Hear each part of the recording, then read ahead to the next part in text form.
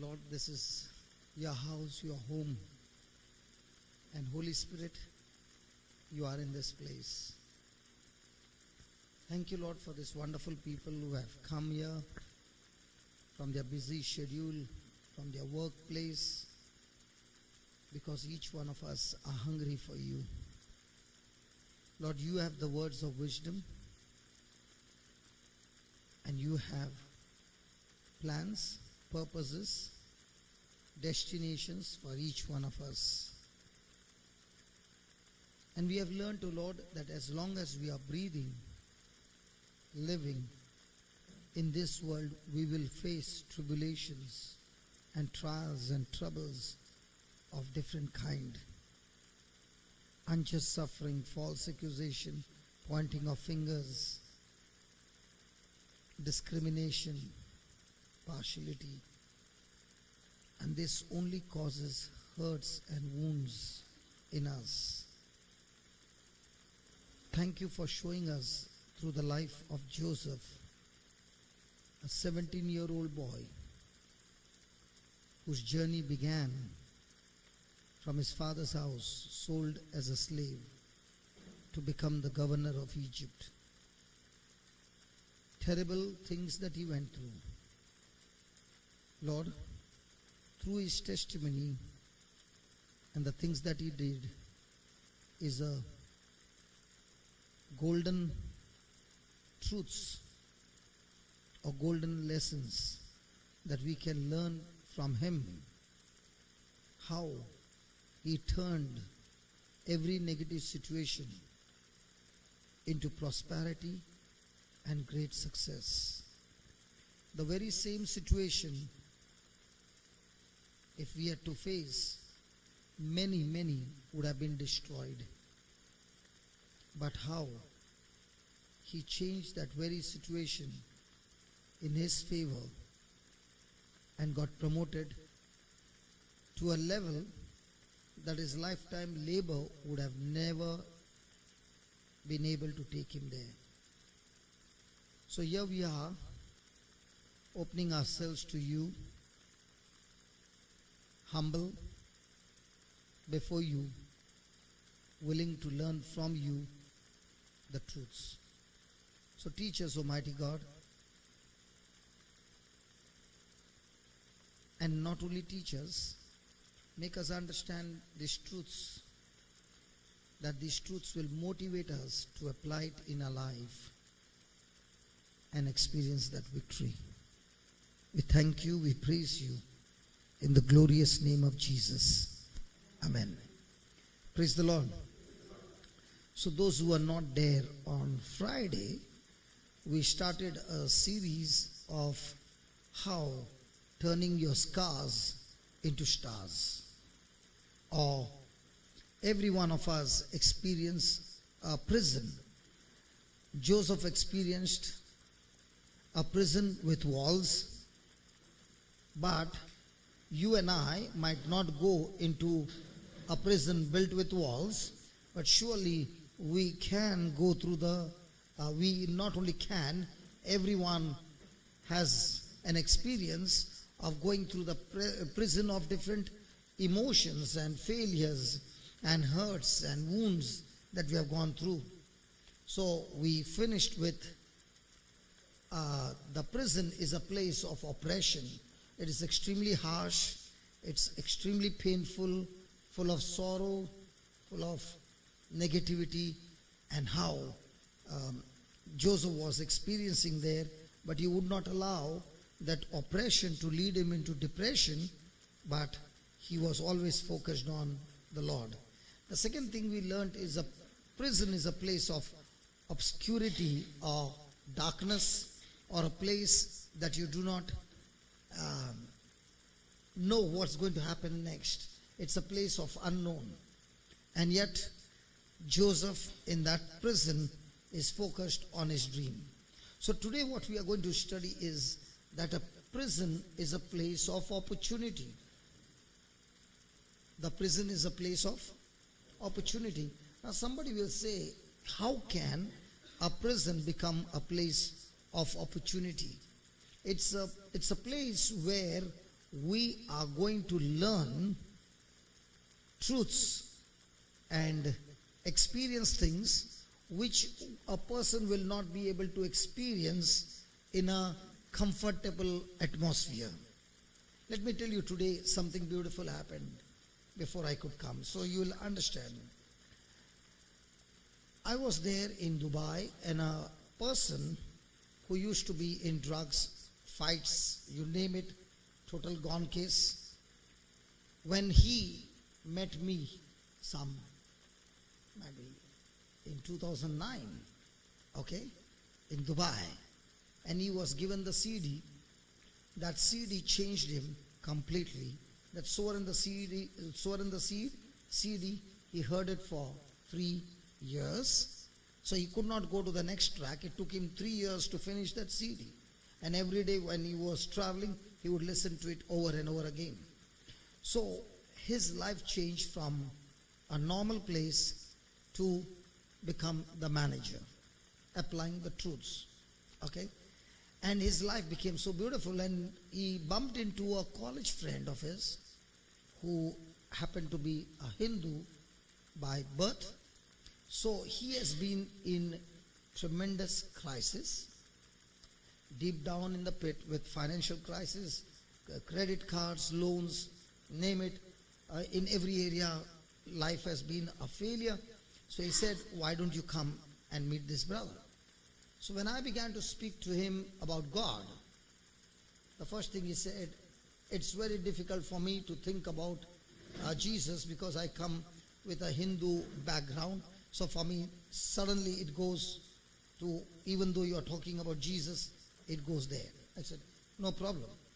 But I want you to just listen to what I'm saying. So every time I was speaking something, for him it was about his God, about what he is practicing. So just then a man walked in, and he happened to be a doctor. 3 months back, his wife had an issue with the back, and as a doctor, he knows that his wife needs to be operated. So the same brother who has got healed, who has got his life changed, he spoke to this lady because the children are in the same class. Okay? So she said, I cannot travel to Dubai or Sharjah because my condition is so bad that I need to be operated. And when she said she needs to be operated of the spine, now that's a very sensitive place, because if the doctor makes an error, that lady will never ever move. Okay? So I said, why not we go and meet her? So when we went there, this brother who took me there, he did the whole video recording of 35 minutes or so, and this lady's back was made straight. She began to move, and she began to jump, she began to do all that, and by the time the surgery was over, then she came out to lead me to the lift. And that's when her husband, the doctor, walks on the passage, and he sees his wife out in the passage, because for him it's a surprise, because she is not able to walk. And after we are gone, he begins to examine her. Being a doctor, he knows it's not possible, and begins to question her and question her and question her. And 3 months have gone by, and he's waiting for that thing to return. And it doesn't return. And this lady has got hooked up on the CD like an addiction. Praise God. When she's going to work, she hears the word. When she's cooking, she's hearing the word. Now, this doctor had a problem some 7 years back, that his nerve on the neck had got swollen, and it was so bad that he had to be given steroids because he could not bear the pain. And what steroids were given 6 years back now began to have a sideway effect on his hip bone, and the top portion of his hip bone, which is a ball, has gone dead. It has died. And because it has got dead, there is no chance. Now he has got tremendous pain in his hip. and all he needs is an operation by cutting that bone, putting an artificial one, and that will have a movement. After 10 years, it will get worn out, and then you have to replace it again.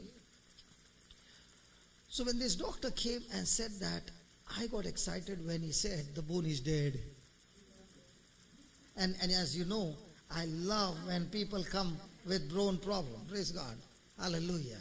So I think we should write the bone specialist. So when he said that, I said, wow. I said, wow. And this Hindu brother is thinking, what is wow? That fellow is suffering. And today message on broadcast, I sent a message on faith. Mark 11:23. Then the next message I shared how to believe from your heart the word of God. How many of you get daily broadcast? Only Vijay. None of you? Okay, you can give me your numbers. You will get it every day. You got it today? You won? Richard? What about you, brother? You get it, but you did not read it. It's the first one you read it. Okay. So when I began to explain to them, it took me 25 minutes just to explain the first part. And I said, hey brother, now that you heard it, shall we do the operation? He said, yes. I said, but you know, if the doctor has to operate you, he has to take off your clothes to do the hip operation. But we can do it in public. Can he see your operation? I was just fooling with the doctor, and then I said, when Jesus operates, he doesn't have to get your clothes off. Okay? And I said, I want you to listen to every word, because there are two kinds of healing. One is when the doctor gives you a medicine, he touches your body directly. But when you are giving a divine healing or a God kind of healing, you don't touch the body, you touch the mind. Praise God. So the mind controls the brain. And when the brain gets the message from the mind, the word of God, it affects the body, and the power of God flows into the body and rectifies whatever has gone wrong. I said, do you understand? Now imagine for a doctor with all his medical science. Come on, isn't it difficult? But thanks be to God, because of his wife's healing, he began to listen. And I said, listen, when I am going to speak words, I do not want you to pray, but I want you to pay attention to every word that I'm speaking. He said, okay. So I caught his hand and I told that Hindu brother, do you know why I'm catching his hand? Just like an electric wire, from the outside you can see the insulation. You can't see the current flowing. But because of the metal inside, it flows. In the same way, God has given me the gift of the Holy Spirit, and because of the gift, and I know who is in me, when I touch him, the power is released. So we finished our prayer, and I said to him, now give as hard as jerk as you can. And he jerked it once. He looked at me. He jerked twice. He looked at me. The third time he jerked. And he said, oh my God, it's really gone. And he began to walk like a cat walk. What do you say when a man walks? Cat walk still or dog walk? When a lady walks, they say cat walk. Tony, what do you think? When a man walks on the same platform, what is it called? Cat? Dog walk. Okay. So he was doing the dog walk. Praise God. Now, when all these things got over, I asked that brother, Hindu man, what do you think? He said, I want your Jesus. No argument. Because now he saw what had happened. And I said to him, with your eyes you might see that's a book. But with the word of God, it says, the word of God is Jesus himself. So you can see it as a book. I see that book as Jesus himself. So he said, I want to receive that Jesus. So I said, okay, I want you to pray with me. The Bible says, if anyone confesses with his mouth and believes in his heart, what happens? He shall be saved. Confessing with his mouth that Jesus Christ is Lord, believing in his heart that God raised him from the dead. So I led him into that prayer. When I finished my prayer and he was repeating, I said, what was your experience? He said, I don't know what, but like an electric current, something was going into my body. And he said, can I get that CD? Can I get this? Can I get that? I want to go home and first start doing this. Now, my question to you is, was that situation which the doctor going through like a prison for him from the last 2 years? Was he a slave in that prison? Was that prison saying to him that he needs to be operated and his condition is going to go worst? Come on. You know, when I said to him, anything that is gone dead, God is able to give life. Do you believe that? He said, yeah. I said, you can't believe without having a document. How do you say you believe? So I said, Romans 4:17 says that God gives life to the dead. And I said, doctor, supposing a couple comes. Married, no? Married, right? So 99 years and 89. Okay? And let's say he's the doctor. And you both come and you say, hey doctor, we have decided to have a baby. What advice would you give? He said, don't even think about having a baby after 45. I said, why? No, the hormones, and he began to speak so many things. I said, listen, but Jesus, God doesn't say that. God says that even at 90 and 100, they are children. Because why? They did not think on what was the condition of their body, but they were thinking about who promised them. Praise the Lord. So if God is a God who gives life to the dead, is he able to give life to your bones? Yes. I said, that's it. We got a document now. Now it's your choice to believe. Can this word bring life to your bone? Can this word bring life to your kidneys? Can this word bring life to anything? Can this word bring life to your joblessness and bring a new job for you? Come on. He is a God who gives life to anything that has gone dead in your life that needs to be resurrected. And this power is in every one of us. Praise God. So what about Joseph? What did Joseph learn in the prison? Joseph learned in the prison to experience God's presence even in that hostile, negative situation of his life. Imagine for Joseph, I don't know, this is my imagination. I don't know whether I'm right or wrong. Okay? Let's say Joseph is taken as a slave. Now, Egypt was the most civilized, high funda at that time, and he was somewhere in his father's house in a village. Now, when he is being taken from his father's house to Egypt on his way, might be he must have seen the pyramids. I don't know. Might be. And he must be doing, wow, I've never seen this. Oh my God.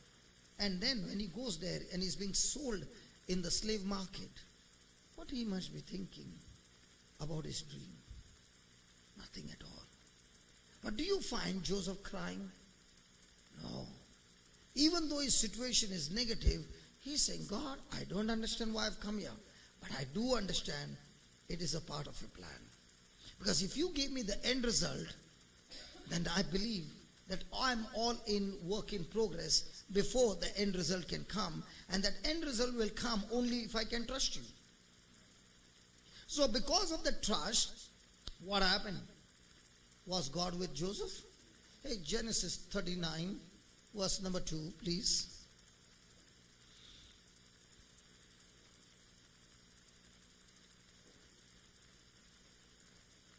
Okay, give me one, brother. I'm sorry. Can you shift quickly one? Wow, that was fast. Joseph was brought down to Egypt. And Potiphar, an officer of Pharaoh, captain of the guard, an Egyptian, what? Not brought, bought him. Bought him of the hands of the Ishmaelites, which had brought him down there. So if he's been in the slave market, stripped naked, because slaves were made naked so that there is no defect anywhere, any part of the body. Now imagine for a child, a son, who is of a rich man. And all of a sudden he finds his direction has changed. And he is now a slave. Won't he curse those people who brought him in this situation? How many of you would have felt the pain? Nobody. Praise God. All Christians, man. Hallelujah.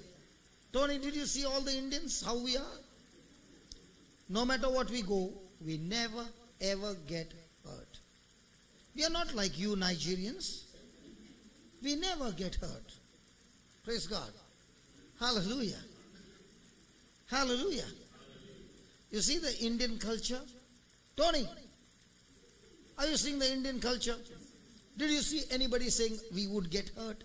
No, no way, no way, no way. Why we don't get hurt? Because we all trust in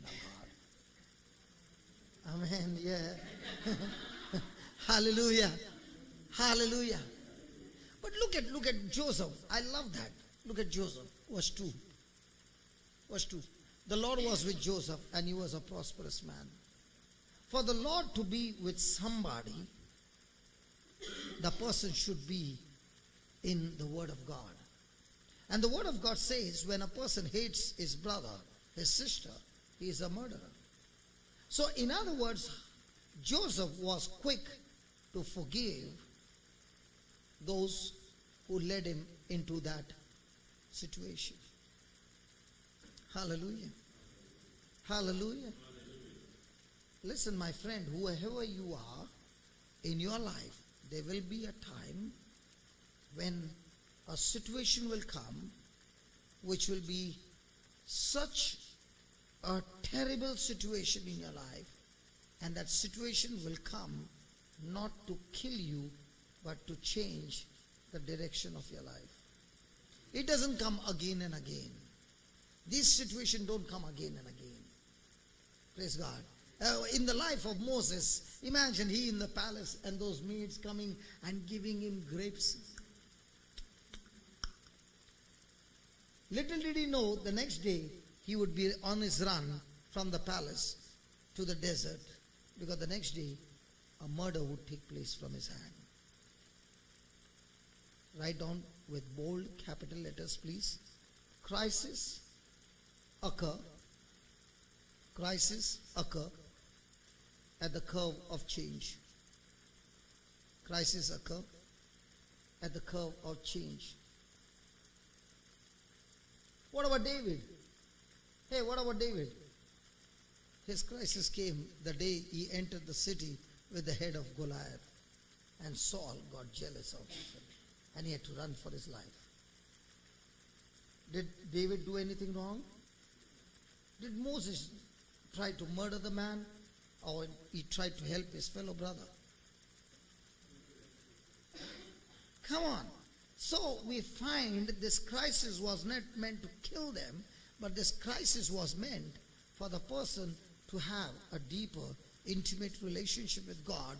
And in that crisis, God would teach and train such people where their calling was extremely high. Is it true? Where do you think a person can learn more about God? In a classroom? Not at all. In a comfortable place? Not at all. But in the midst of crisis, when everything is screaming and saying, the game is over, you are cornered, you are finished. And at that time, all that person is learning to cling on is to that scripture. And when you are clinging on and on and on, and praise God, the situation changes and you begin to cry and you say, God, in my life the crisis came when I lost everything. It changed the very direction of my life.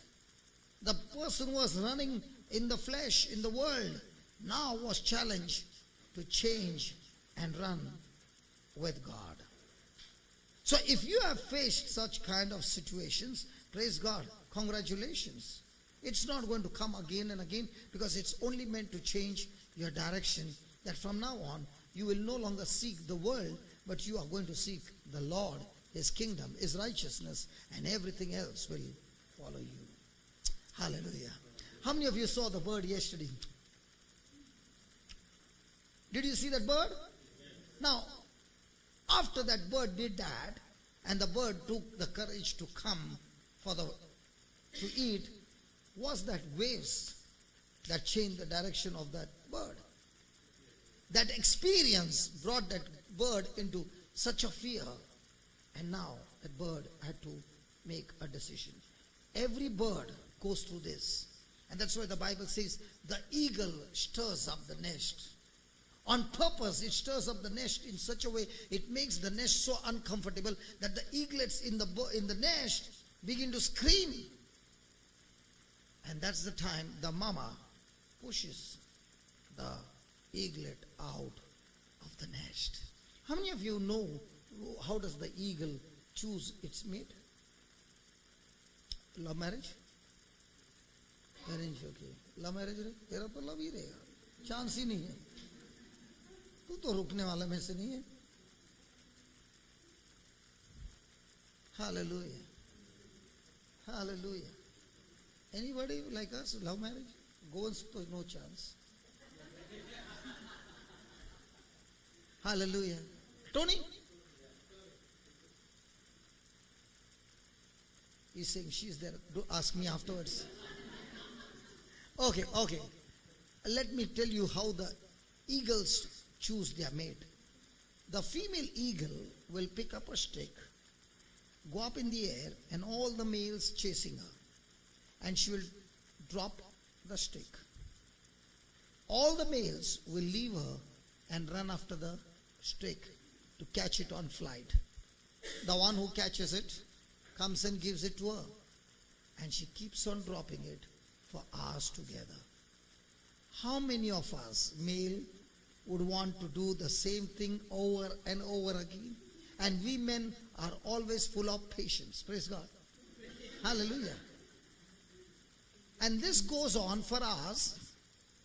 Then the one who has been all the time catching that, the next day the test begins again. It goes on for days till one person remains and keeps on. Until the time the female is not satisfied, she never accepts that eagle as a mate. And the same it is with Christian girls. They will keep on giving test after test, and the boy will be going on and on and on, praise God, until she is satisfied that this fellow is living by the word of God. She'll never give her heart to him.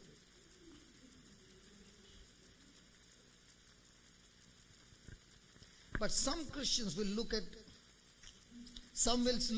my God, on one wheel is driving, come on, that's my mate, praise God. Hallelujah. Take a pause and think. How did you choose? Okay, come back. You know, I used to go, you want to know my story? Okay. I used to be working at Goregaon at an industrial estate called Virwani. Okay. It was at Goregaon. And she was working for Standard Chartered Bank at Chakala. Only 15 kilometers. Okay. And the tea break. When it's 3 minutes to 4, I would be looking at the watch. And start running, not even wait for the lift. Run down 3 floors, and on Chetak, you know that we used to have that Bajaj Chetak, and if it doesn't start, hallelujah, praise God, hallelujah, and go straight to Chakala to see what? She used to come out of the bank and stand at the bus stop, and she did not even know that I would be watching from there. Just to have a look.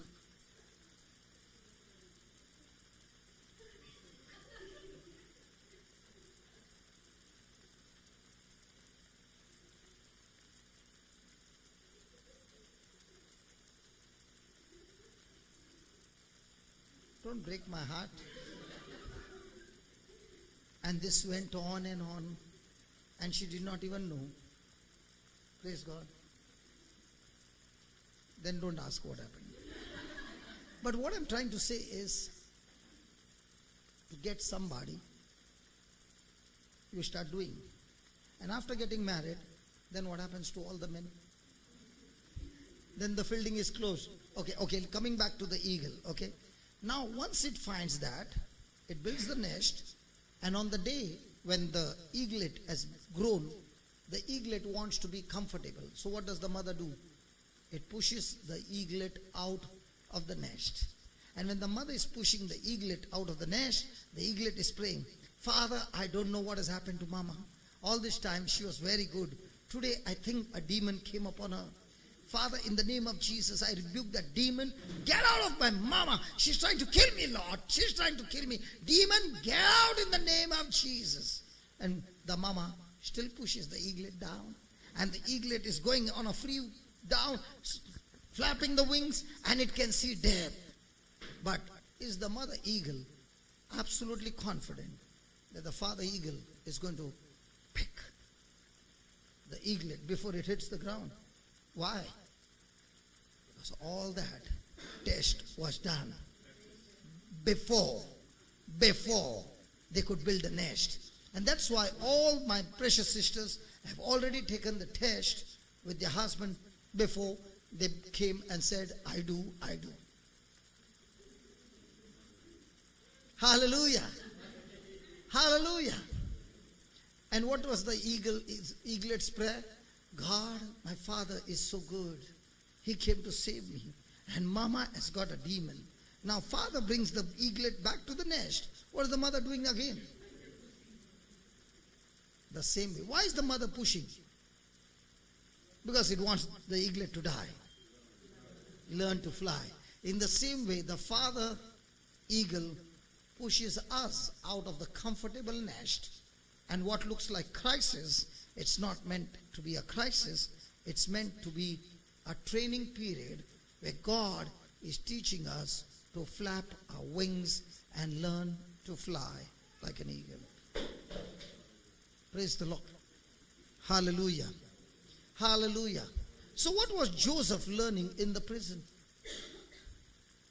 He was learning things that he had never ever experienced anywhere else but in the prison. He learned in the Egyptian master's house that even though he was the lowest, but because of God's hand on him, everything that he did began to prosper. My friend, if Joseph had to look at the injustice that was done by his brothers, he would have had that in his mind and he would have destroyed his life. Because the natural human nature is, when somebody does anything negative to me, I will keep on thinking about it, keep on speaking about it, and I will allow my emotions to torture me day and night.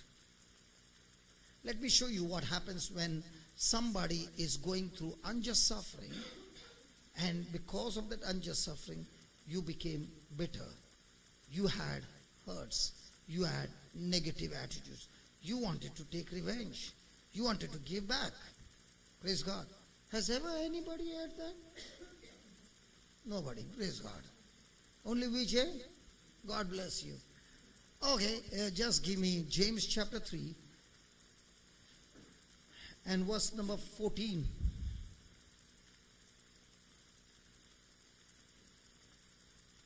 Can you please read? And if you have bitter envy and strife in your hearts, glory not and lie not against the truth. 15. This wisdom does not come from heaven, but is earthly, sensual, and devilish. So has anybody ever gone to sleep with hatred? You slept with whom that day? I know all of you are married except for 3 or 4 children here. But all those who are married, have you ever gone to sleep with bitterness and hatred? So were you sleeping with your spouse, or somebody was sleeping in between the spouse?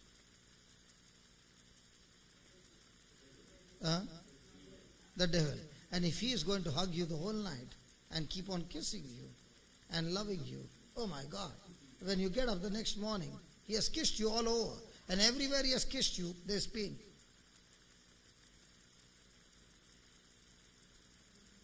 Ask your neighbor, is he talking about you? Ask your neighbor, is he talking about you? Go ahead, ask him. Hallelujah.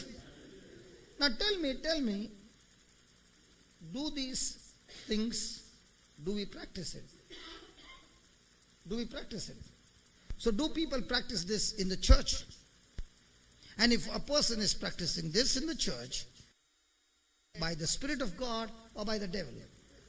And if he's being led by the devil, he's on whose journey? God's destiny or destruction.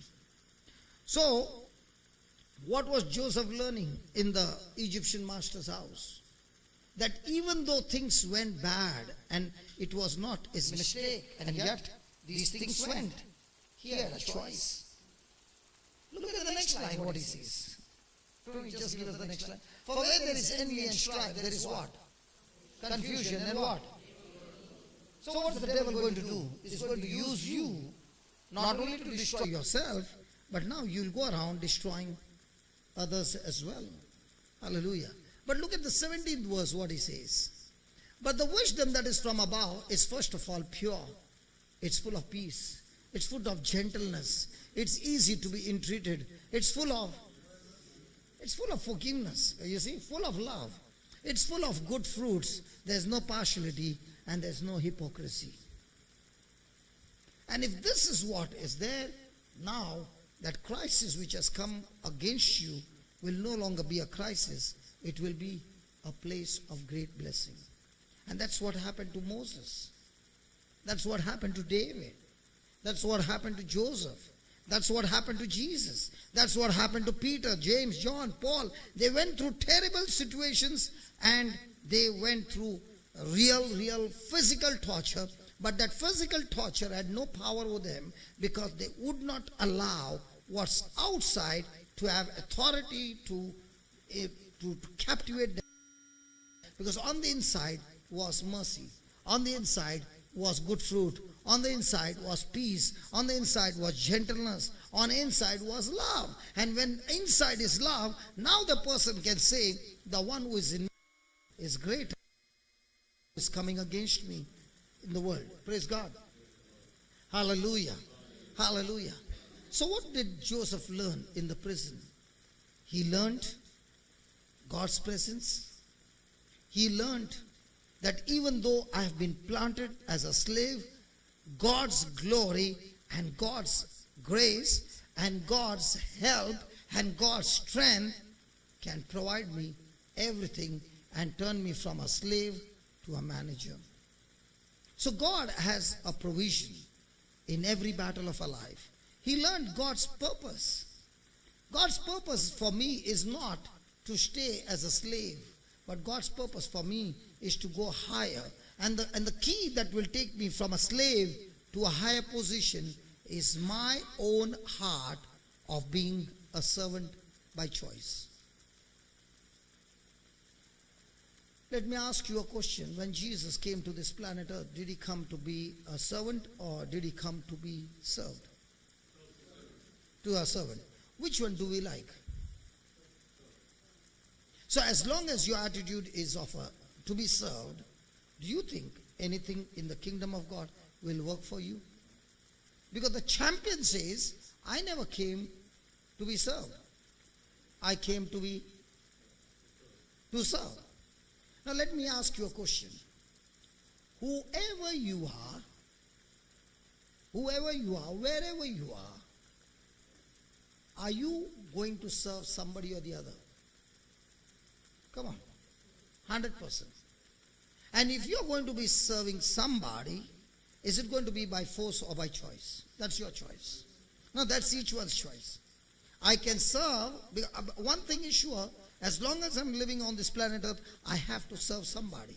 Now the question is, do I serve that somebody by choice or by force? As for Jesus, he was full of glory. He is the creator and yet he empties himself and takes the form of a servant. Praise God.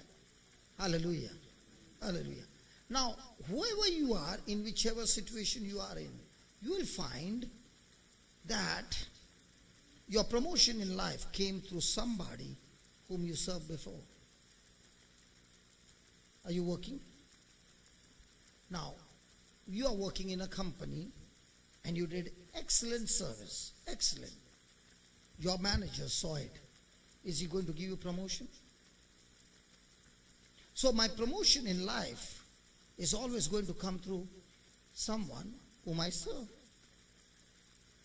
And the timing of my promotion is not the timing of how many years I worked.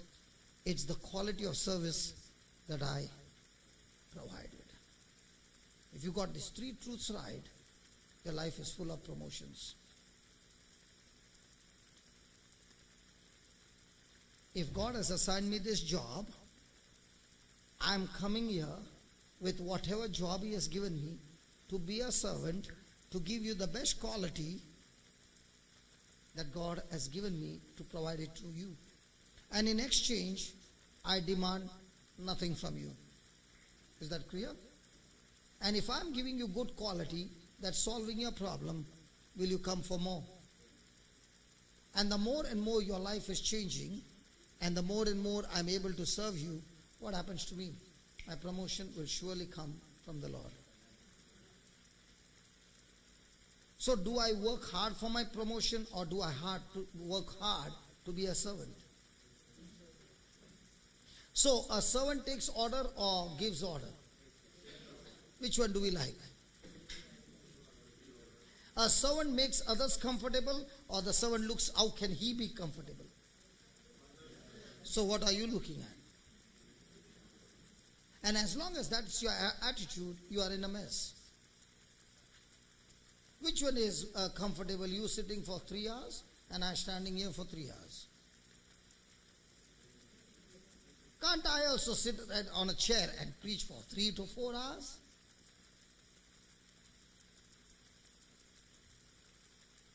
So the more and more you think about others' benefit, you will always be blessed.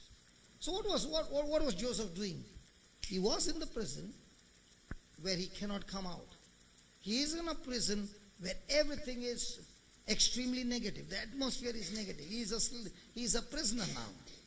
He is in a prison where he doesn't even know which day he will ever come out or he will die. But even though all these things are in his mind, he refuses to look at what gives him fear and doesn't know it's like his future is unknown, but he is looking for opportunities where he can be a servant to somebody. Wow. Are you understanding? So that's where he learns God's presence. That's where he learns God's provision. That's where he learns God's purpose. And that's where he learns God's power. So you can write these 4 things. Joseph learns about God's presence. Joseph learns about God's presence, God's providence, God's purposes, and God's power.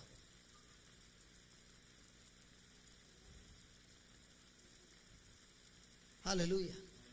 So what's the key? When you are going through trials, you will learn more about God. If you cling on to the Word of God, you will learn more about God when you are in the midst of trials. Why? Why was Paul so excited when he faced problems and when he was absolutely weak? Because he realized that in his weakness, he could not do anything on his own. He had to depend on God. And he found out a secret that God, because I have a covenant with you, and the more and more I depend on you, your grace gets activated in my weakness, and I can see it is your grace that makes me strong. Hallelujah. See, you can operate through your strength, And you can operate through God's grace. When you're operating through your strength, you're working hard and you're sweating.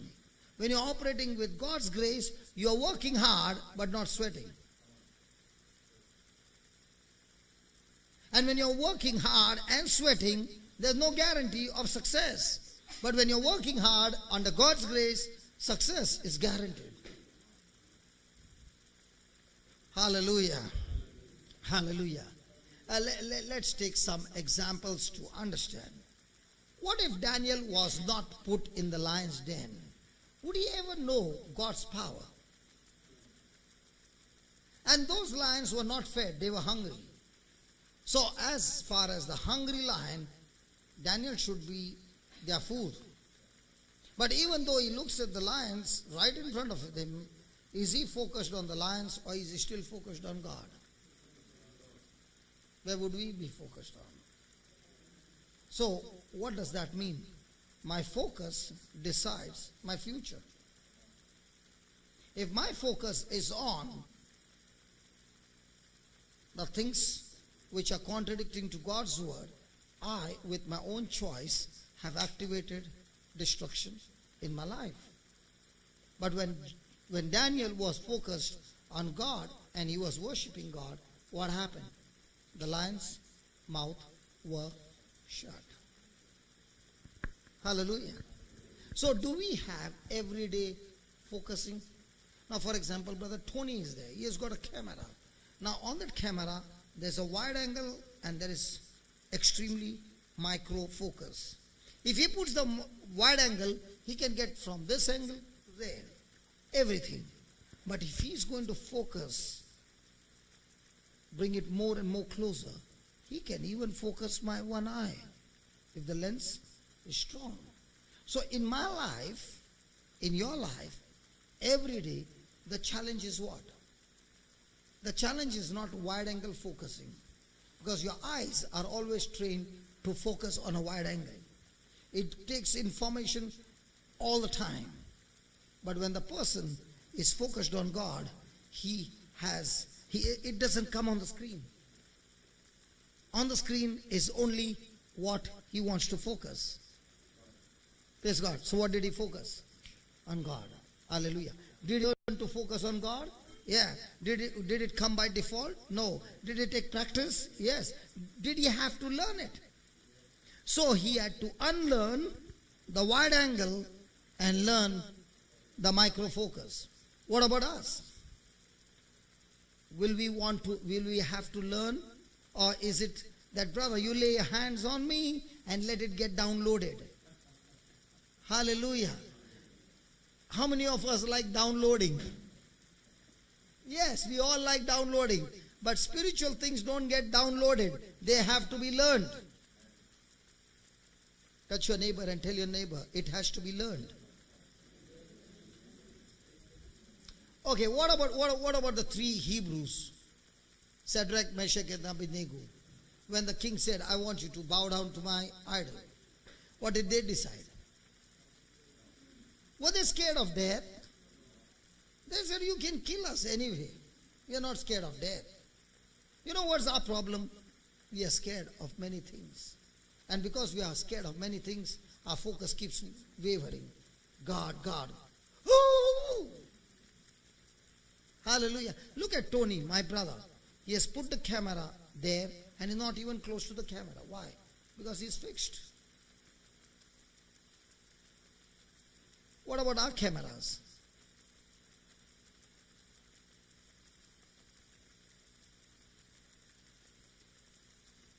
So when did these three boys learn the power of God, that they could experience the Son of God? In the midst of problem or no problem? Hallelujah. So what did they learn?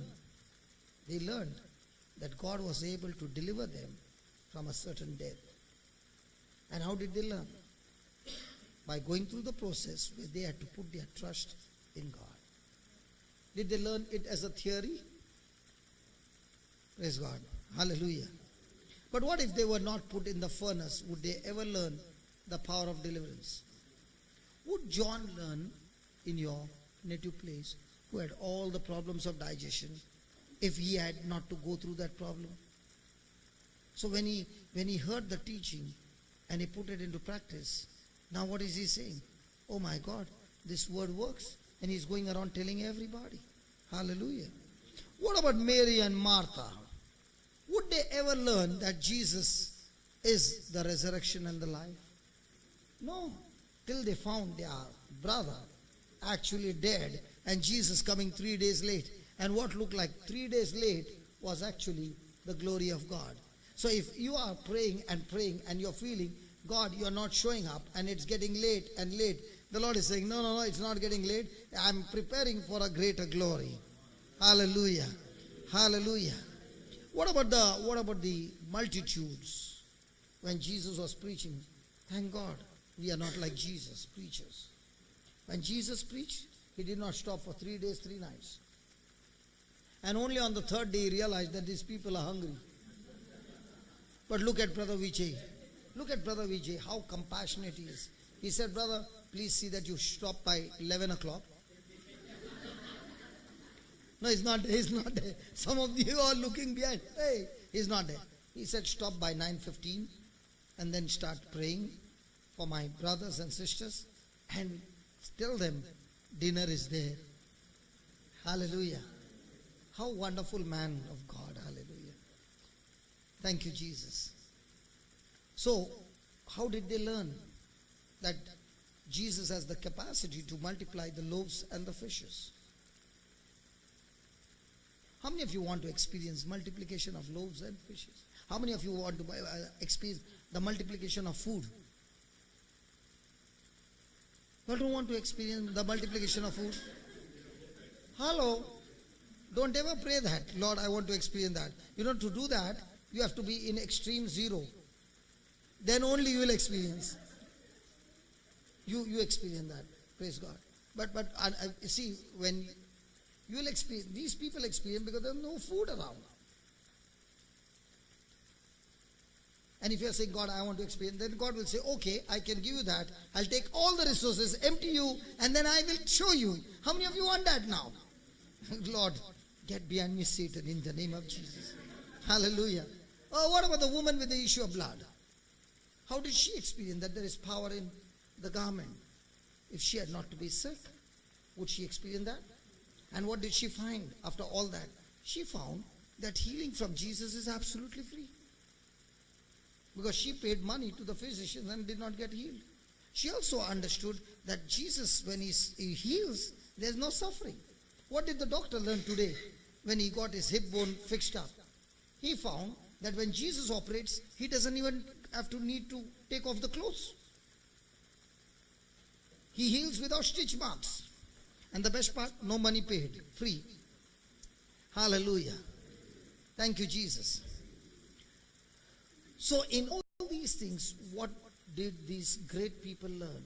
These great people learned is when they fixed their heart to Jesus, their mind to Jesus, they found that Jesus is with them always. He's the one who is there to sustain them, and that he is greater than their problems. Do we believe that Jesus is greater than our problems? Come on. And if you really believe, then how come you got worried? Okay. Let me give you an example which I understand about believing. I'm talking about Bombay, I don't know the other things, okay? In Bombay, when we were in 10th and we had a board exam, okay, the results would come, but on influence number, seat number, many of them would get the result one day before in the evening. Anybody from Bombay? Hey, come on. Anybody from Bombay? You understand what I'm saying, correct? But you would not get the mark list. You would not get the marks. You would get only the total. And somebody would give you, on the phone, they would say, this is your marks. Okay. How many of us believe that? Because you were not sure. Correct? But the one who believed, how would he go to class? What about the others who don't know? They would go worrying. Come on. As the days went by, and the internet came. And now you put the seat number. And on the internet they show you on the screen. Did they actually give you the paper? No. But you looked at the screen. Now how many of you are going to be worried when you go to the next day to collect your mark list? But they did not show you the real mark list, the original copy. Did you believe what was on the screen? Did you have a good night's sleep because you expected, say, 80 and you got 85? Did you sleep well? Yes. Now, in the same way, when I believe what the scripture says on the internet, this is my internet. Okay? I believe. Now, do I get a good night's sleep, or it is toss heads or tails? Really? Now it is. What was it those days? Terrible nights. Hallelujah. So when a person is saying believing in the heart, it means there is zero worry. Your mind is at rest. And when that happens, there is manifestation. But who are the ones who will experience that? The ones who learn in the midst of trials to trust in God. You know, like for example, when this doctor came and said he has got a problem in his hip bone, I said, wow. Why do you think I said wow? Imagine somebody, you bring somebody and that person has got a problem in the bones, and you come and say, you know, brother, this person has got problem in the bones. I say, wow. What will happen to you? And what about the person who came? I say wow because I have confidence on that scripture that promises me healing to the bones. So is there worry? No. It's assurance, a confidence. So how did I learn that? How do you think I learned the scriptures? It was because I went to the seminary. Hello? It was because I went through a trial and somebody was teaching me in a classroom, and I went and practiced what was taught to me day and night, and when I saw result in small things, I could see result, and I could see result, and I could see result, and I began to understand how it works. Now what happened to my confidence? It began to grow. Hallelujah. Hallelujah. So what do you learn in the midst of your crisis of watching all these heroes? These heroes went through trials after trials, but those trials were not designed to stop them, but their trials were designed for them to conquer it. When we were in sports, we had that hurdles, 100 meters hurdles. In the beginning, when you did not know to jump, what happened? That hurdle was a nuisance. Okay? But once you learned the knack of it, what happened after that? You could jump over the hurdles. So remember, the crisis that you're going through is not meant to kill you or stop you, but it is designed for you to overcome it by learning God's ways. Wow. So once you understand that, now are you looking at that crisis as a victim or as a game that my God is going to train me and teach me through the scriptures how to overcome it? So are we looking at a problem as a problem or an opportunity to jump over it? Hey, you know, I used to swim for 5 kilometers every day, but when I first started, in few seconds, I was tired. Then I did not know to swim. Then at the age of 30, I wanted to learn diving. Okay? Imagine at the age of 30, I want to learn somersault. To learn that, do you know how many dives I went on my face? But I would not give up. Then I would go on the second floor and learn to inward diving. I hit my body so many times. And one person tried to imitate. He landed up in the hospital. His back was, the spine got cracked by the impact of the water. Praise God. Hallelujah. So what I'm trying to say is,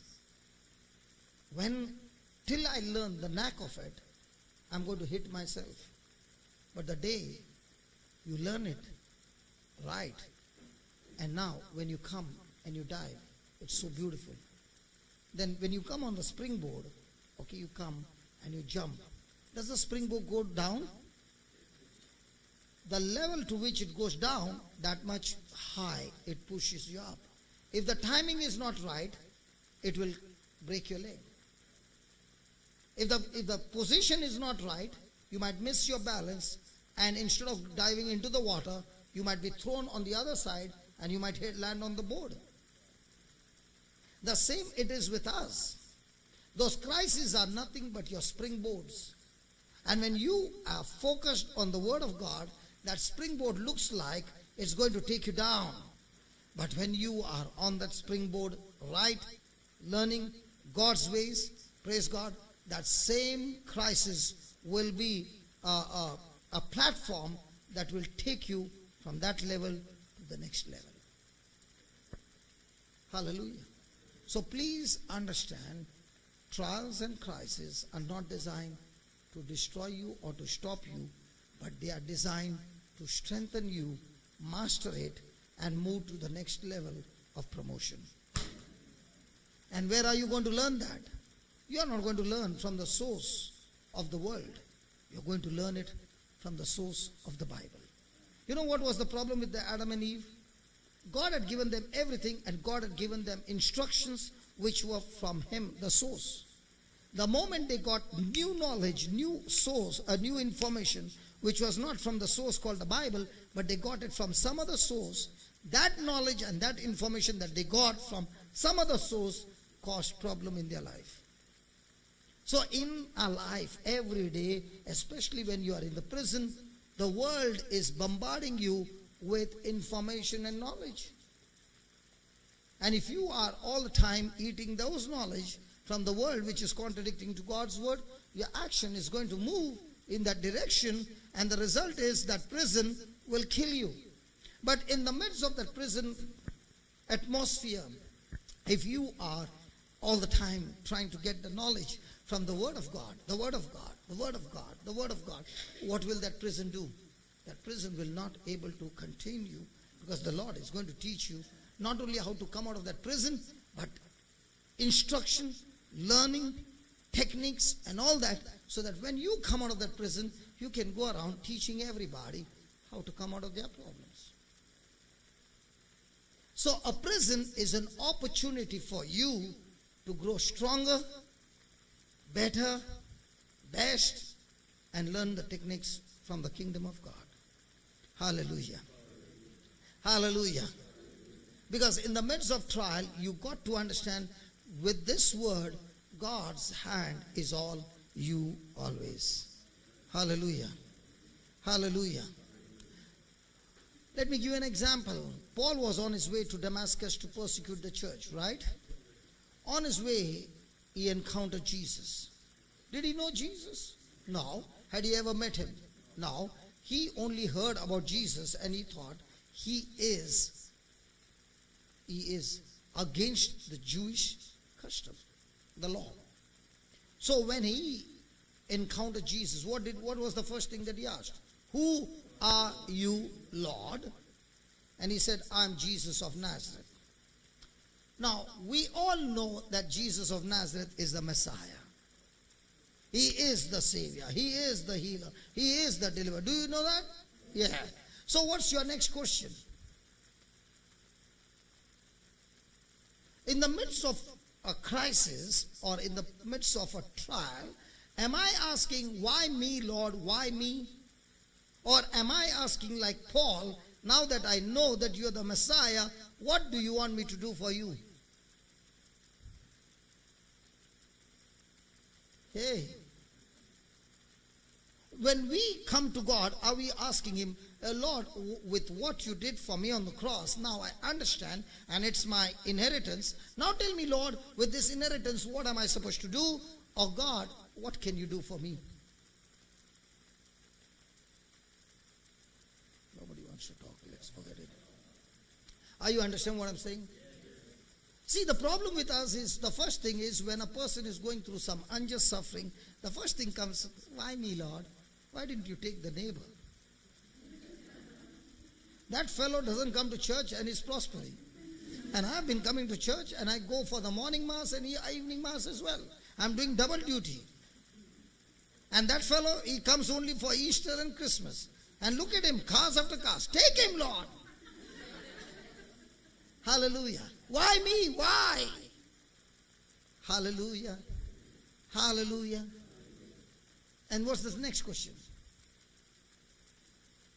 Lord, what can you do for me? Or God, what do you want me to do for you? Hallelujah. Hey, just put that Romans 8:28, brother.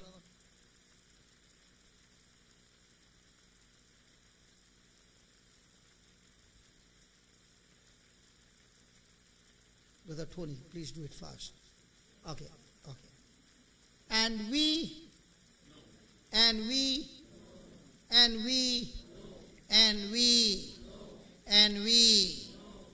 know or we believe? Believe. What's the difference between believe and know?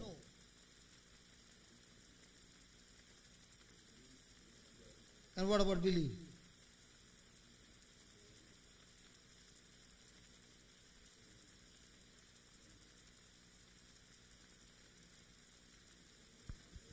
Do you believe that the sister is sitting next to you? Look, Re Baba, at least look, no. Sorry. I'm teaching him something. I'm teaching him. Sister, I'm just teaching him, okay? Do you believe that this sister is sitting next to you? See and tell me. Who said no?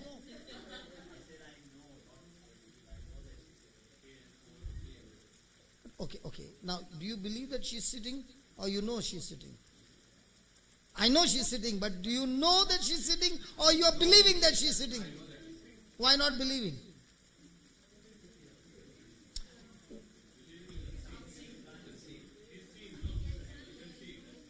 Are you getting it? You don't believe that she's here. You know that she's here. Why? Because you can see her. So when you say, I believe, in other words, you're saying, I believe in those things that are unseen. So here, what is he saying? He is not saying, we believe. We know.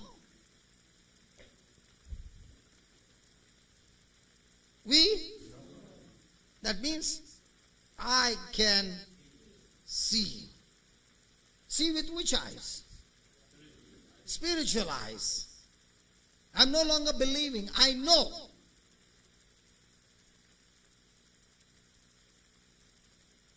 Brother Richard, that's your younger sister.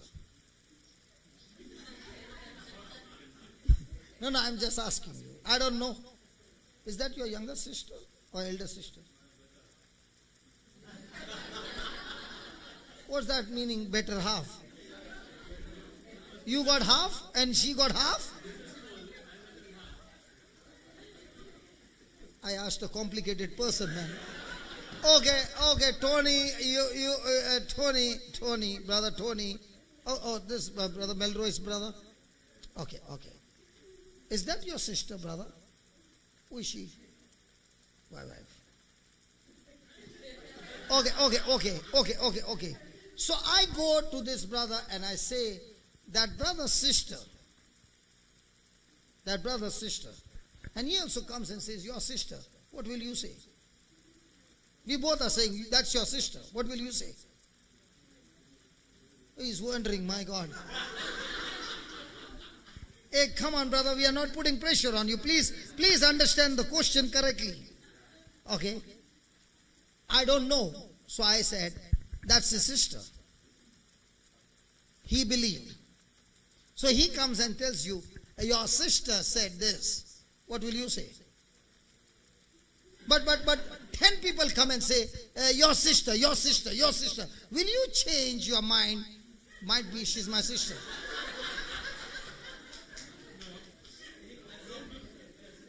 No, I'm just asking you. In other words, he's saying, I know, without a doubt. Even if the light is off, I know she's my sister. I know that's my wife. Okay. I know that's my wife. Okay. Now, in the same way,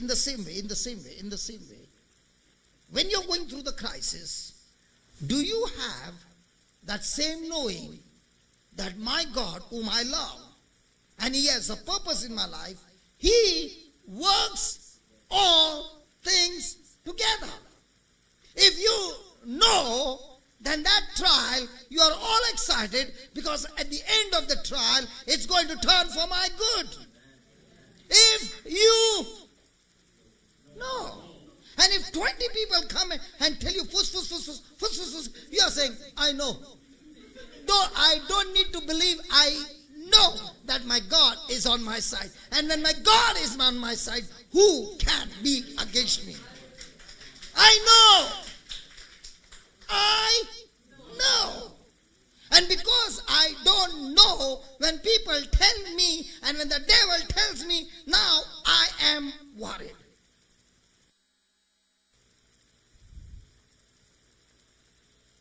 Because so many people are telling me, the news channel is telling me, the media, sometimes from the pulpit, somebody who doesn't understand faith and unbelief, he also is preaching something of the unbelief. And I'm hearing all that. And what is all that doing? Changing my knowing to unbelief. And when I know, this trial that has come into my life is not meant to kill me. It's not designed to destroy me. It's designed to strengthen me. It's designed for me to learn the new technique. It's designed to help me learn God's ways. And when a person has got that kind of an attitude, he's sitting with the Lord, learning, coming back, might be defeated. Getting back into the scripture, doing it again, and going back again, and comes back again back. Might be he's going 10 times and coming back defeated and begins to ask the Holy Spirit, where am I going wrong? And when a person is depending on the Holy Spirit, He begins to teach you practical things. And when you learn those practical things, you come back with victory. And when you come back with victory, all that experience that you went through is an asset in the kingdom of God, that you are coming and sharing your life experience to others. You are not ashamed of what you went through, because you are more interested in my fellow brother, my fellow sister might be going through the same, and I don't want them to go through the same case of defeat, but share your experience to tell them, listen, I was also getting defeated in the same area, but I have learned, and what the Holy Spirit has taught me, I've come to teach you, and it's an opportunity for you to rise higher. Hallelujah. Today somebody said, if only I also could get the power to heal the sick. I said, what do you mean? If only I could start healing. I said, that's because you are believing in your mind. You don't know. Because when you read the document, Jesus saying, all those who believe in me, when they lay hands on the sick, they shall be. So do you need a season for healing? Or do you need to know? Or do you need to wait for the season? Or you know? So when you know, your season begins. Mother Mary knew when Jesus said, my hour has not yet come. Did she sit and argue? No. She went and told the servants, just listen to what he's saying, okay? And all the job will be done. Because she knew he has the capacity to turn water into wine. She did not even argue with her son. And look at the son calling a woman in front of everybody. She should have got offended. But she did not understand why is he calling. She did not understand. And she would not allow those things that she did not understand to irritate her and say, how can my son call me woman in front of his disciples? She did not understand, but she pondered in her heart, waiting for the day that she would understand. And it was only after the death and resurrection she understood that he's calling a woman, because the same prophecy which was given in the Genesis, that the seed of a woman shall crush the head of Satan. She understood there that in the beginning of the ministry, there was a woman who led him to start the ministry. And when he finished the ministry on the cross, when he said, about to say, it is finished, he told John, behold, my mother. So he's telling the disciples, she's the woman and I'm the seed that has crushed the head of Satan. But on that day at Cana, she did not understand. She did not sit and could cry, how can he call me woman? There are many things in the midst of our trials that we will not understand. And just because you did not understand, don't open your mouth and make a mess of that, what God has for you. It is better to keep your mouth shut. Jairus kept his mouth shut when he did not understand. When the news came that your daughter is dead, and Jesus said, do not fear, just believe. And he had to keep his mouth shut. Keeping your mouth shut is more powerful than speaking your unbelief. When you open your mouth and speak your fear, you have messed it up. If you don't understand what bullets are going all around you and you're getting some wounds, just shut up. And if you don't know how to shut up, open your mouth and start praising God, start thanking God and say, God, I don't understand what's happening, but I do understand. In all things you want me to praise you. In all things you want me to give you thanks. In all things I know that you work all things together for my good, because there's a purpose in my life. There is a plan in my life, and there is a provision in my life, and I can experience your power when I'm stuck to you in praising and thanking you, God. Hallelujah. Hallelujah. How many messes have we made because we did not understand? I know it's got so much of power that my God works all things together for good. And it's all together. So it's going to be good things and not so good things put together.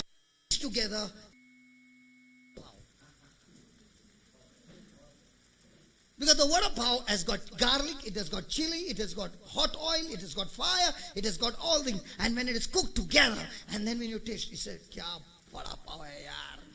But imagine what that vada went through. And imagine if it is from Bombay, what that pav went through before making that with the legs. And then the salt coming in. Praise God. Hallelujah. Praise God. And all these things together is so tasty. Tony, you won't understand. I will explain to you how the pav is made in Bombay. Okay. We don't put salt. We put...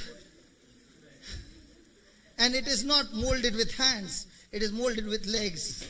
And the leg is sweating. Hallelujah. And the furnace is there where it is going to be baked. So the temperature is like Dubai temperature. Praise God. No air condition.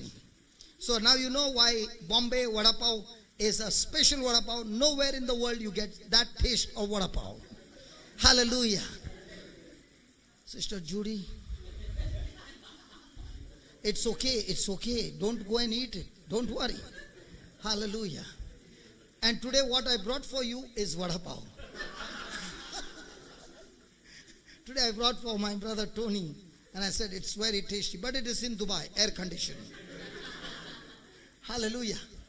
So we know that all things together, all things work together for good to them that.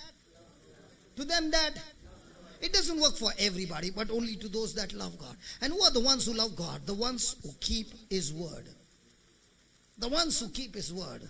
So did Jesus say, love your enemies? So when somebody has done extremely bad, what are you supposed to do? Who is your enemy? Anybody who hurts you is an enemy. So what are you supposed to do? Love them. But when you don't love them, we just read in James chapter 3, what happens? We allow demonic activity to take place in our life because we refuse to operate God's way.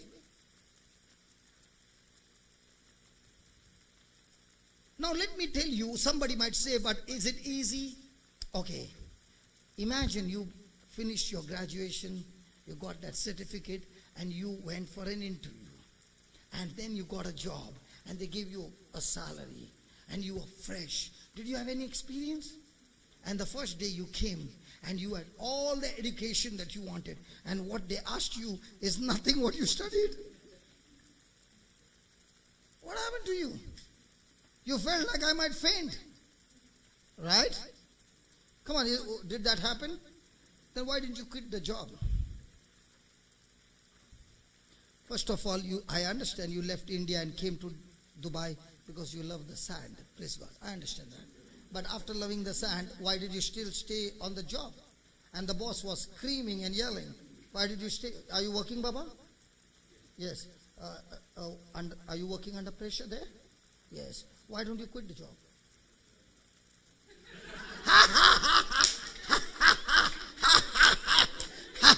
So, because you did not want Gandhi, you came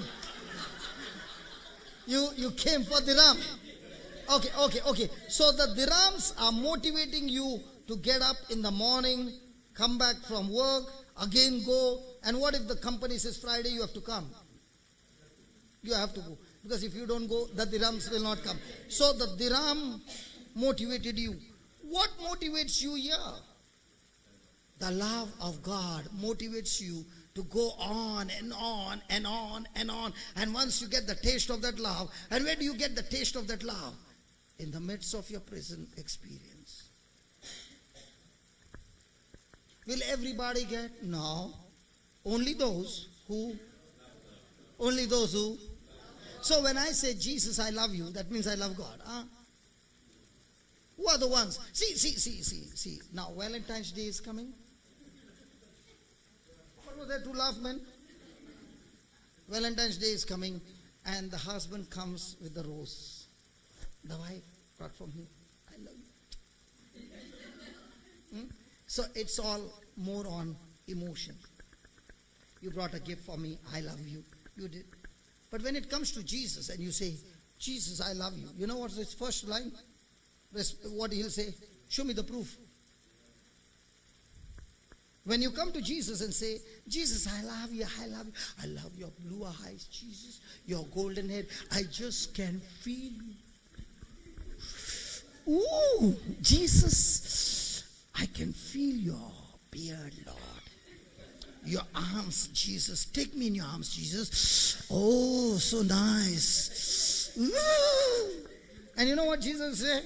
Hey, hold on. Give me the proof.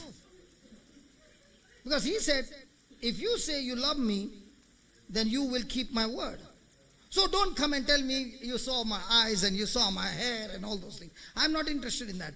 I'm interested in how much are you willing to keep my word? Is the level of your love for me.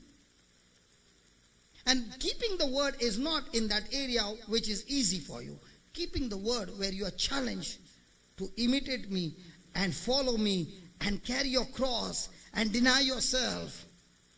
That's the love I'm looking for. And if that's the love you're practicing, then I got news to tell you. This prison is not going to end up for you to stay in this prison. I have trained you. I have taught you, because I'm going to take you to the next level. Can we give the Lord a big hand for that? Hallelujah. Imagine Joseph, 17 years old, comes from his father's house, gives a CV, and is chosen as a governor of Egypt. No experience of any negative things. What do you think will happen to him? Failure? He might end up committing suicide, because he has got no experience of any pressures of life. He doesn't know. He has not got trained to manage the Egyptian house, master's house, and his property, the small one. How is he going to manage Egypt?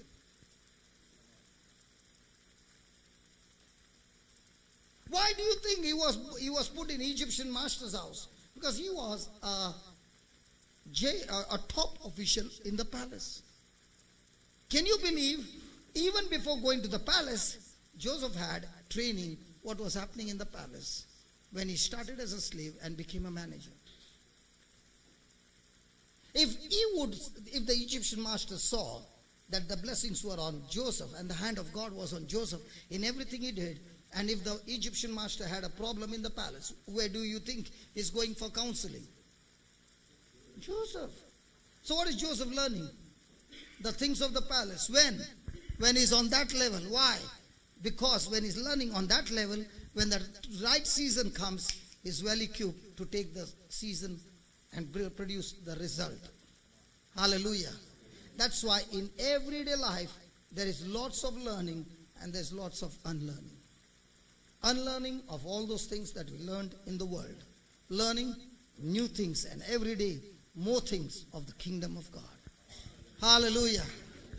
Come on, let's give the Lord a big hand. Thank you, Jesus. Thank you, Jesus. Thank you, Jesus. And that's what the Lord wants to show us in the prison. A person wants to come out of prison by changing his action. And people who try to change the action without changing their thinking will be a failure. Because remember, your thoughts are the root that decides your destination. That's why Satan tempted Jesus. Satan never told Eve what to do. He only spoke to her in her thoughts. And those thoughts made her look to the fruit, a desire to eat. The same fruit was there all this time, but it never gave her the desire. How did the desire come? By thoughts. And who changed the thoughts? The words of Satan. So in the prison, when you are going through all kinds of negative things around you and the pressure coming on you, your thoughts are what? And if you are saying it's just a thought, brother, it's just a thought. No, it's not just a thought, it's a seed. And that seed, when it sprouts, it has got the capacity of producing the harvest. So might be you are just sitting there and looking, and all kinds of thoughts are going extremely negative. And if you don't stop those thoughts using God's word, those thoughts will lead you on the wrong side. Has anybody ever committed sin? Nobody. Praise God. Tony, can you just turn around the camera? Hold on. Let me ask them again. Has anybody committed sin? Yeah, good. Has anybody ever committed sin without first thinking about it? No, you can never commit a sin. Or might be somebody just opened the eyes in the morning and said, oh my God, what am I doing on this bed with her? It never happens like that. You first get the thought, from the thought comes the desires and the action, and then you go into action. Praise God. Amen. Hallelujah. So, a person who is trying to change his action without changing his thinking, he has only a portion of success, because he is trying to stop through his willpower. But God is saying, but Jesus is saying, you can change it if you change your thinking using God's word. Amen. Hallelujah. Hallelujah. So what did Joseph learn in the prison? He learned to forsake every thought which was negative, which could have been a mindset, which could have been a concrete, which could have been a stronghold. He learned to forsake it by using the dream that God had given him, the promise that God had given him, and all the time talking to himself, I am work in progress. This is what God has promised me, and God who has promised me is greater than where I am right now. And this God has not forsaken me. This God has not forgotten me. I don't understand what I'm going through now, But I do understand he who has started it will surely finish it. Praise God. Hallelujah. Hallelujah. So please write down the points of opportunity. Joseph learned about God's presence.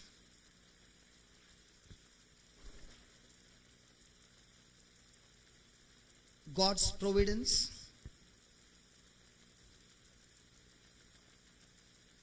God's purposes and God's power. Just put that Genesis 39:21, brother.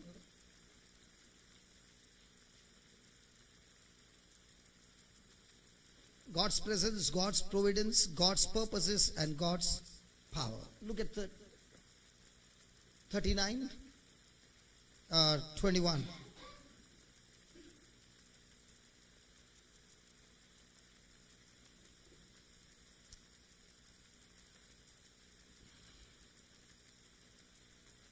But the Lord was with Joseph and showed him mercy and gave him favor in the sight of the keeper of the prison. Where do you think he learned all that?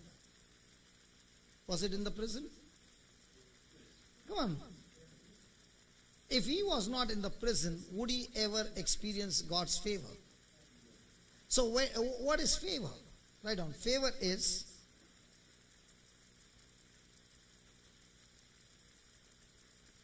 God's,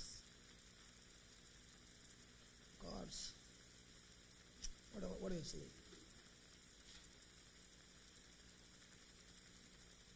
God's provision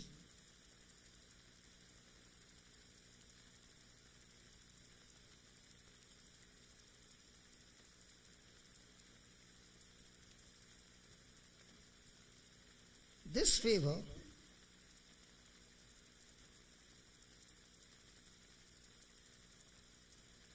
what a man cannot achieve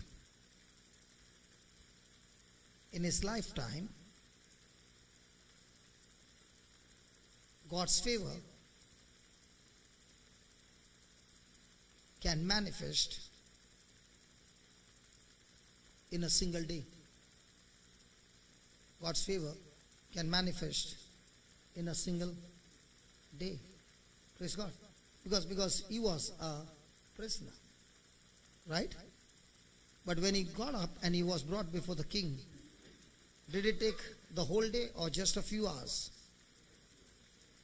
Did God use the gifts? Did Joseph use the gifts? Did that gift qualify him to become the governor? And how did this favor get activated in his life? Whenever you read the word, the Lord was with him, that means the person is in the word of God. And especially the person is operating in unconditional love. The moment the person becomes bitter, according to the scripture, the person is not with the Lord, but the person is with the devil. Praise God. And God calls a person who hates his brother a murderer. Hallelujah. Can you look at your neighbor and ask your neighbor, who are you? What's your neighbor saying?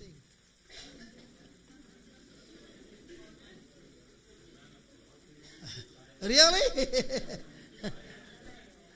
If you had some terrible time in your life and you got hurts, you are a murderer in the house of God. God's standard is not the world standard. The world standard is that you actually need to kill a person to become a murderer.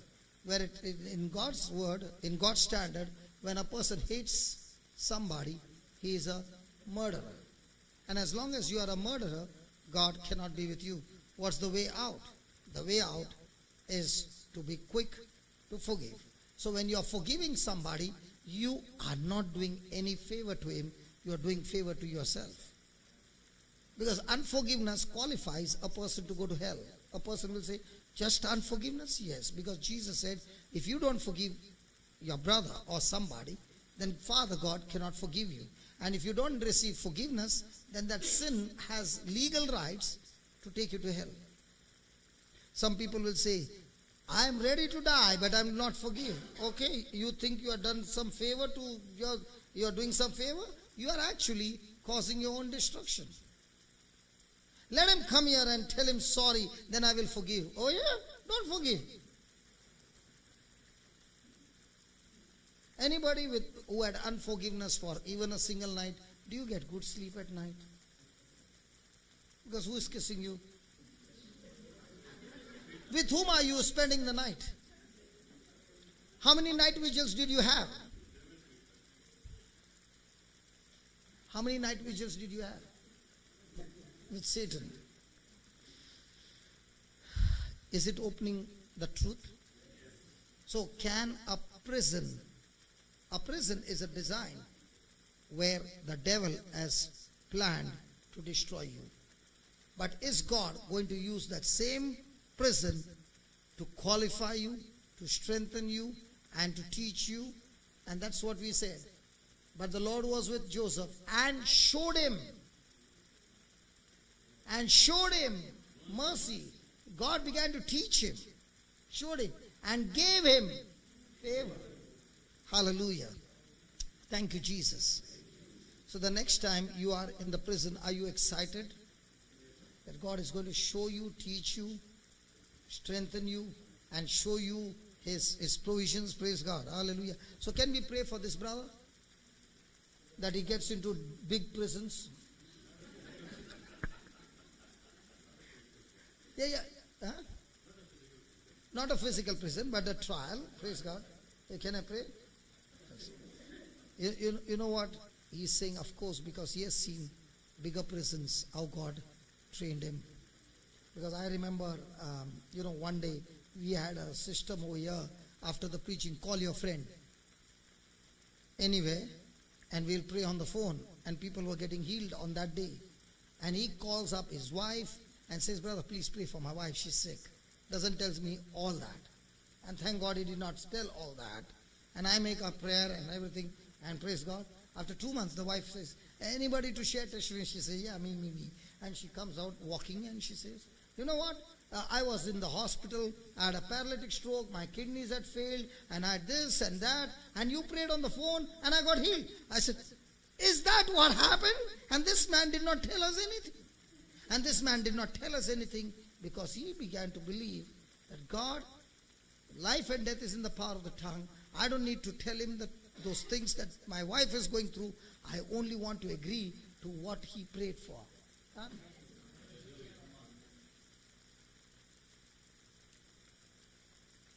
Now tell me, from that experience, what happened? Has the whole family changed? Now all are on the word? All are on the CD? Was it there before? I don't know. No. Now things have changed. Now what looked like crisis, hasn't it worked for the better? Yeah. That's why he's saying next prison, Lord, I'm excited. That's why he said, I'm ready, brother, because I now know. Now I know. It's an opportunity for me that all things will turn together for good. Is the Lord talking to you, Baba? The healings, what you're going through is just work in progress. So don't allow the devil to give you all kinds of thoughts. Hallelujah. So write down, we go through the prison of life. Is the topic good? Yeah, good. I know that. Because we all go through this prison and we don't know what to do. All this time he was beating us. Now it's time that we bash him up in the prison. Yeah, I like that. Yeah, brother. Like a boxer, man. Yeah. We go through the prison of life. You know what was that called? The first round of the boxing match. We go through the prison of life. We learn. When we go through the prison of life, we learn that God is with us. Just underline that word, learn. We We what? We what? What do we learn? That God is with us. And that is able to sustain us.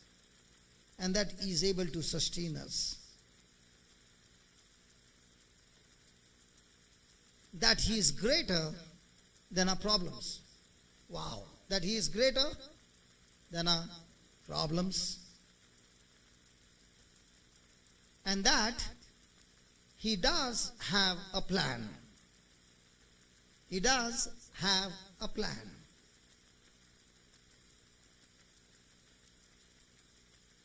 Praise God. No, I want to just think about 20 years back when I lost everything in life. Okay? If I'm standing on that timeline, not today, 20 years back, on that timeline, at that spot, it looked like the game is over. There's no way I can ever come out of this. But God, who is a master planner, He knows my beginning and the end. And all that He's saying is, please don't go to the right or to the left. Just stick to me and I will get you through.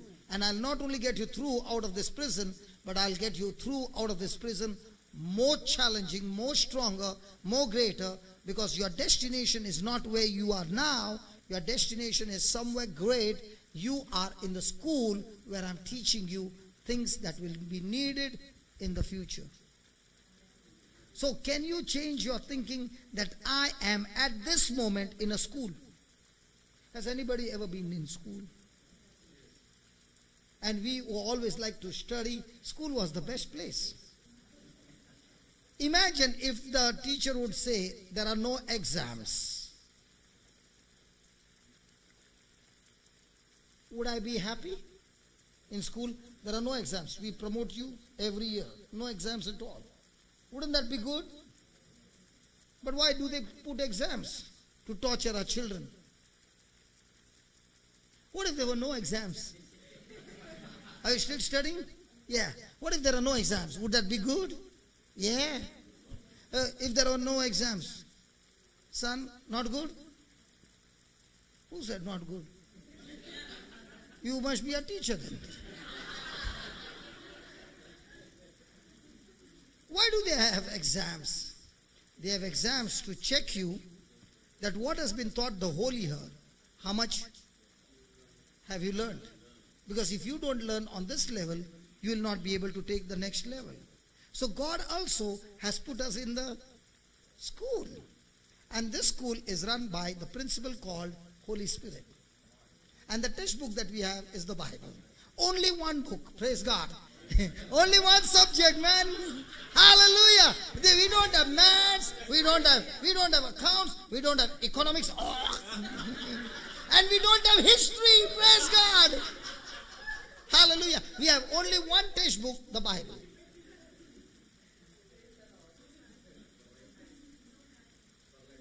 For lifetime, praise God. And the exams are every moment. And even if you fail, you can take the exam again. And you don't get beating from the Lord. He says, okay, it doesn't matter, you fail. Come on, I'll teach you something more. Come on, let's take the test. When you see people getting promotion after promotion in life, it's because they have learned God's way. So just coming here for the next 10 years does not qualify you that you will get promoted 10 years ahead. A person can come for 1 month and get promoted in no time. Because in God's kingdom, the exam doesn't take after 1 year. The exam is how many exams, how many papers can you attempt one after another, and the more exams you attend and the bigger exams you attend, the bigger the promotion. Can you touch your neighbor very gently and tell the neighbor, please pass the test?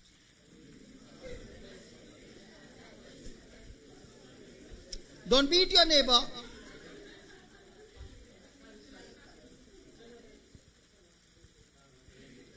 तो क्या रे लोग दोनों के पीछे लगे ले बार बार? बाजू में नेबर नहीं है क्या? हो गया क्या? सबको ले रहा है तू? Hallelujah. Praise the Lord. Write down. We learn the truth we learn the truth that the prisons of life, are not designed, to stop us, but to strengthen us.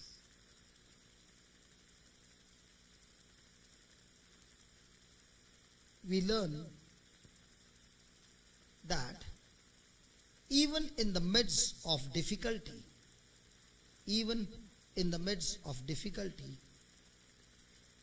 Joseph was still blessed.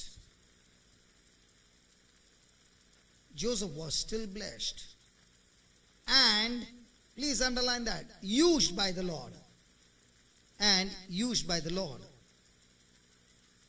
God's hand was evident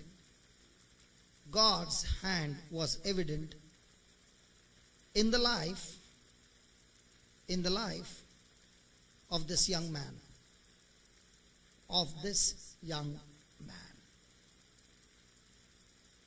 Praise God. My question to you is, when he was in the prison, was he sitting in one corner and crying?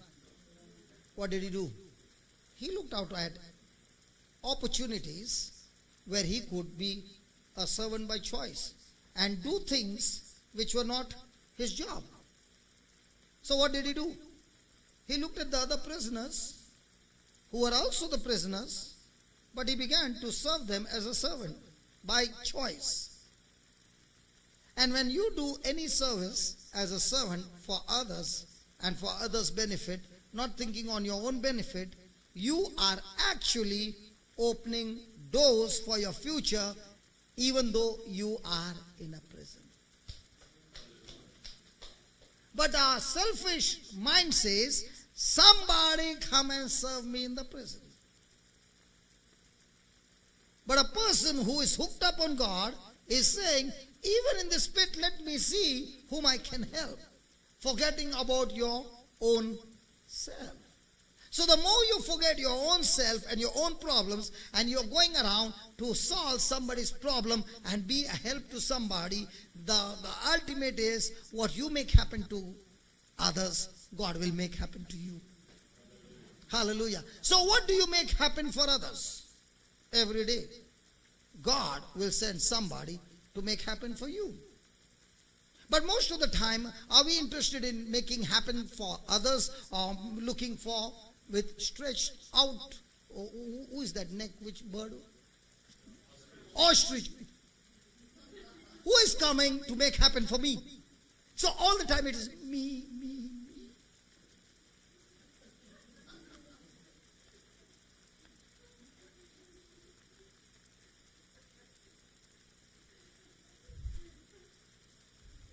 Hallelujah. So even though you are in a prison, don't be me, but look around for some me, and go and make happen for them what God has taught you already. It's going to open the door for your future.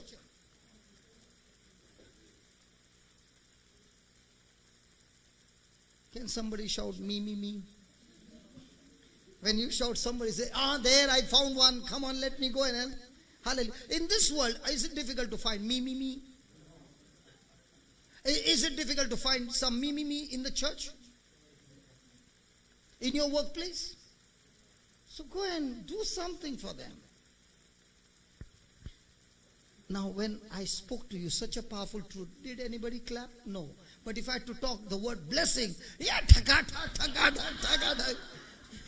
जो आने वाला अंदर ये ठक जो जाने वाला no.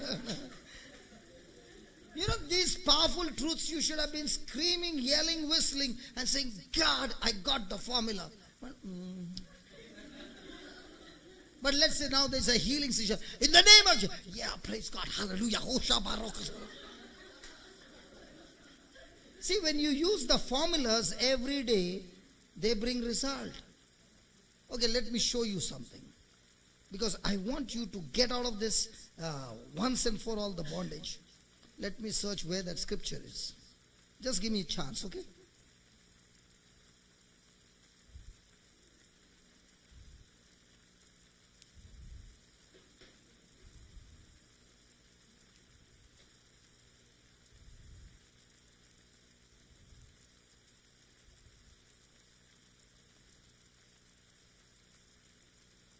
Okay. What happened to you? Tony? Tony, why are you adjusting the camera now? All this time the camera was out of focus?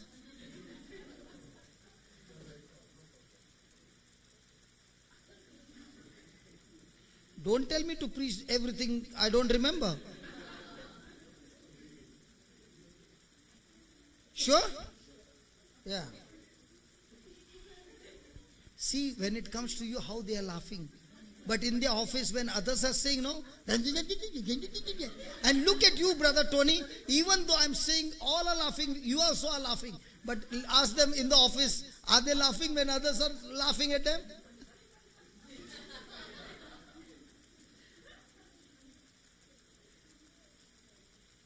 Laughing, right?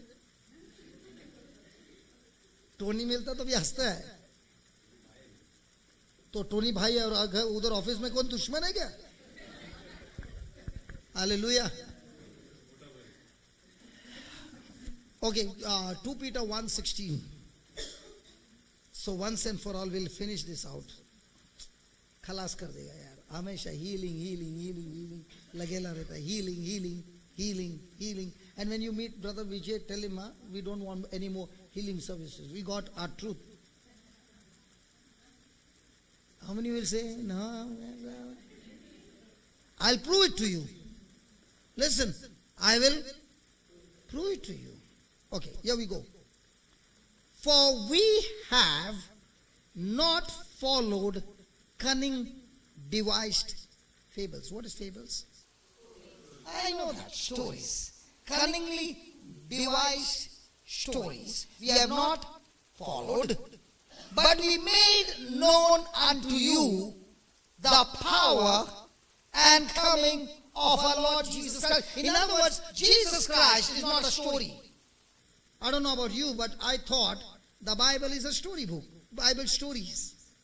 Sometimes it's even written Bible stories. And when you read that Bible stories, it's a story. So when the preacher comes and shares, it's a story. And when it is told as a story, you also receive it as a story. By the time you go out of the door, story. But what is the news channel and that they are saying, it's not a story, it really happened. So what did you do? You made the Bible a storybook, and what you see in the news channel is real. But he's saying, look what Peter is saying. We have not followed cunningly devised fables when we made known unto you the power of and coming of our Lord Jesus Christ, but were eyewitnesses of his majesty. For he, that is Jesus, received from God the Father honor and glory when there came such a voice to him from the excellent glory, this is my beloved Son, in whom I am well pleased. In other words, we did not hear the story. I was an eyewitness. That's what Peter is saying. And I heard the voice of the Father. And when did this voice come? This voice came, which came from heaven, when we heard, we were with him in the Holy Mount. What is that Holy Mount? The Transfiguration. The Transfiguration. Now, how many of you want to experience that you were there with Jesus on that mount? Can I see some hands? They must be thinking, this fellow's questions are always tricky. If I put my hand on top, this fellow is going to beat me up. See, there was once a story, wolf, and one day the real wolf came. Okay, let me ask you again the question. How many of you would love to be on that mount with Jesus, and you see Jesus face to face and the glory of God, And you hear the voice of the Father saying, "This is my beloved Son, in whom I am well pleased." Not one hand lifted up. God bless you. Yeah, Tony, just put it. But you will get only the heads, brother. We won't know their faces. Next time we'll ask Brother Vijay to put one camera up this side. Hallelujah. Come on, how many of you want that? Sarita, you don't want that? Hey, Sarita, you don't want that? You want. Who is remaining? Judy, you don't want? Yeah. Brother Noel? Yeah. Richard? No, you don't want. Ivan?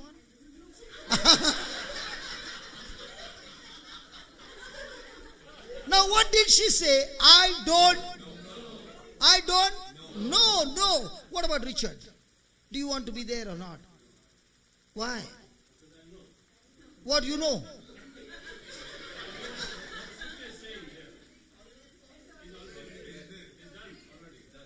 No.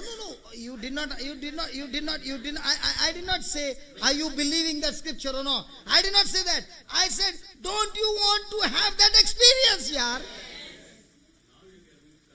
Okay, don't you want to have that? Okay. Don't you want to have that experience, Brother Richard?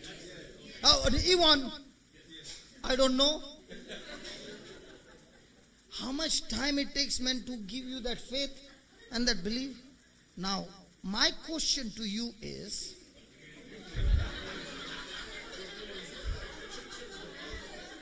hey, I have not even started. Hey, listen. Hey, hold on. Are we going to learn something? See, the truth will set us free, right? Now, I understand, as a human being, I would love to be there. Right? No doubt about it. But let me ask you some questions so that it get clarified. Okay? Now we are in the court. Okay? You all said, do you want to change your decision? Sarita, do you want to change your decision? You want to be there or not there? इसका photo ले यार. She's always seeing Jesus in glory.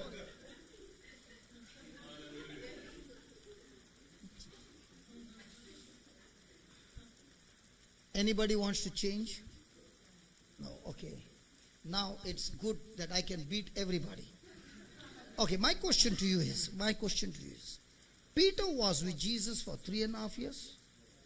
He was chosen in the beginning in 3.5 years. In 3.5 years, how many times did Peter ever witness such kind of glory? Where he heard the voice of the Father and Jesus being transfigured. Once. How many times? Hey, how many times? And even after Jesus died and rose again, how many times? Just that once. Is it right? Hello.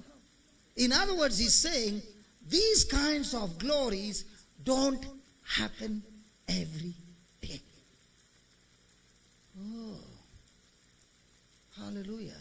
And if your faith is going to be built up on these kinds of glory, you will be waiting all your lifetime and you might get one day.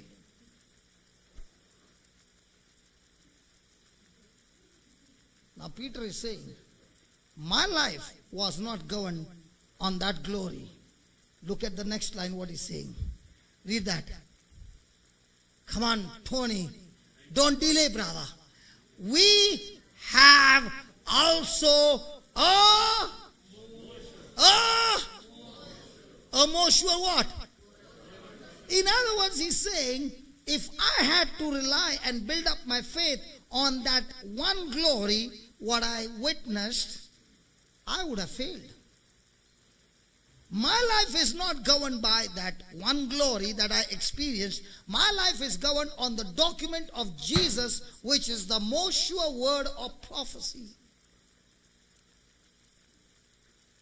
And then he goes on to say, let's read that. Okay. Whereunto you do well. You do well when you take heed. What's the meaning of the word heed? Heed. Notice, pay attention to heed. Heed. You take heed. As unto a light, that shineth in a dark place until the day dawn. What is that light that shines at night? The moon, the stars. Now don't tell me, brother, show us a moon. In Dubai, have you seen the moon? Okay, let's read that again. Whereunto you do well that you take notice, pay attention to, as unto a light that shines in a dark place until the day dawn and the day star arises in your hearts. Now. How many of you have seen a moon at night? Or at least this, come on, this is no trick, come on. Have you seen the moon at night? Good. Have you seen stars at night? And in the morning, did you see the sun? Now when you see the sun, can you see the moon? Can you see the stars? Now, my question to you is, how many of you, when you went to sleep and you saw the moon, might be that night you saw him in red or orange or some color, or you saw a half moon or whatever moon you saw, you got scared that might be tomorrow I might not see him. Tomorrow night, yeah, Brother Tony, I'm going to the climax. Don't show me the watch now. Come on, I'm asking you. Did anybody ever have worry when you went to sleep? And when you woke up and you saw the sun and you were watching the sun set and it turned into darkness, did you worry, oh my God, what if tomorrow the sun will not come out? Hey, I'm asking you. What about you, Judy? You never doubted that the sun will not come out? Why? You are sure? Hello, you are sure? All of you? Come on, all of you?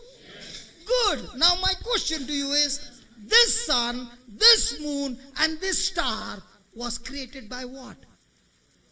The Word of God. If the Word of God created the sun, the moon, and the star, and you can believe that sun and moon which was created by the Word of God, why is it difficult for you to believe the one who created it?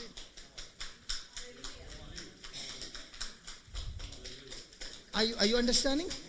So he's saying, my guarantee in my relationship with Jesus is not based on signs and wonders. Because I've got something more powerful and more sure that works every day in your life. And that is the Word that created the sun. And it put the sun in such an order that every day and night it works the same again and again and again and again. Because that Word, that sun is obedient to God's Word. In the same way, when you and I become obedient to God's Word, that Word will work for you all the time, every day of your life.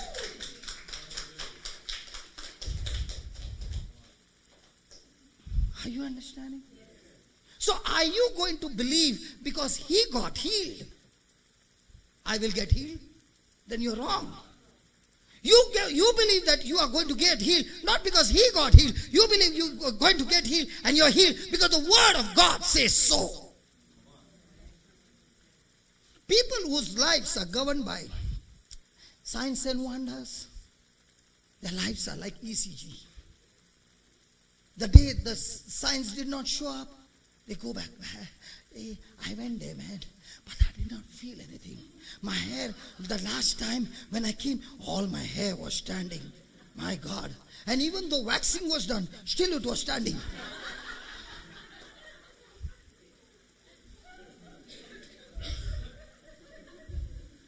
But this time when I came, I did not feel anything. If your life is governed by feeling, you're messed up. So when you are in the prison, you got to be more sure on the word of prophecy. And Peter is saying, I have faced trials after trials, and in all this I've learned that I don't rely on signs and wonders. I rely on the word that produces. Oh yeah. Oh yeah. Hallelujah. If I can get the root right, then the fruit has to come. So in the prison, what is my fight? To get the root right in my system and keep on believing, keep on speaking, and wait. That seed has to produce the harvest.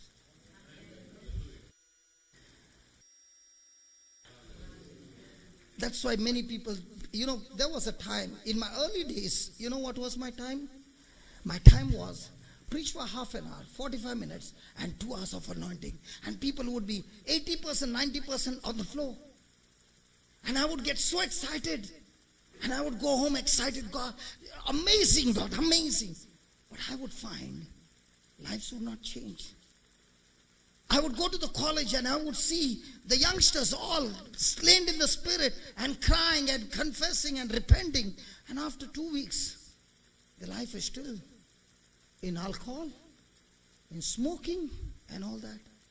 And I began to ask God, what went wrong? Why? Why is it that the person goes back to the same thing? And he began to share with me and he said, listen son, the anointing and the signs and wonders is happening when people start believing. And when they start believing, their hearts are melted. Like a steel alloy, bronze alloy. It's melted. Then it is poured into a mold. The liquid metal is poured into the mold and then it is allowed to cool. The mold is open. What will be the design of the mold? What will be the design of the product? The design of the mold. And he said, son, if you have anointing after anointing after anointing and you have no mold right, that is the word of God, lives will never change. And if you can teach my people the truth day and night, and when they get into that mold and renew their mind and get into the mold, renew their mind and get into the mold and ask the Holy Spirit to melt them, their lives will not only change, they will look like the mold. If my life was governed on signs and wonders, my friend, and with all these prisons and all these trials and all these tribulations coming, and my life was built on signs and wonders, I would have got destroyed long time back. Because Jesus said the house that is built on the rock is the one that is built on the word of God. The person is on the word of God, the word of God, the word of God, the word of God. The flood will come, the wind will come and beat the house, but the house will stand. That's why he said, when the word abides in you, you shall know the truth and the truth will set you free. He never said the signs and wonders will set you free. The signs and wonders will come when you are molded and rooted in the word of God. And when you're molded and rooted in the word of God, you know and you know and you know, you're sure, and you can say, I know that this will work for my good. Because God will work it for all things together for my good. Because he loves me and he has a purpose in this. And now I cannot understand the purpose that I'm going through, but he will reveal it to me if I can continue in his word.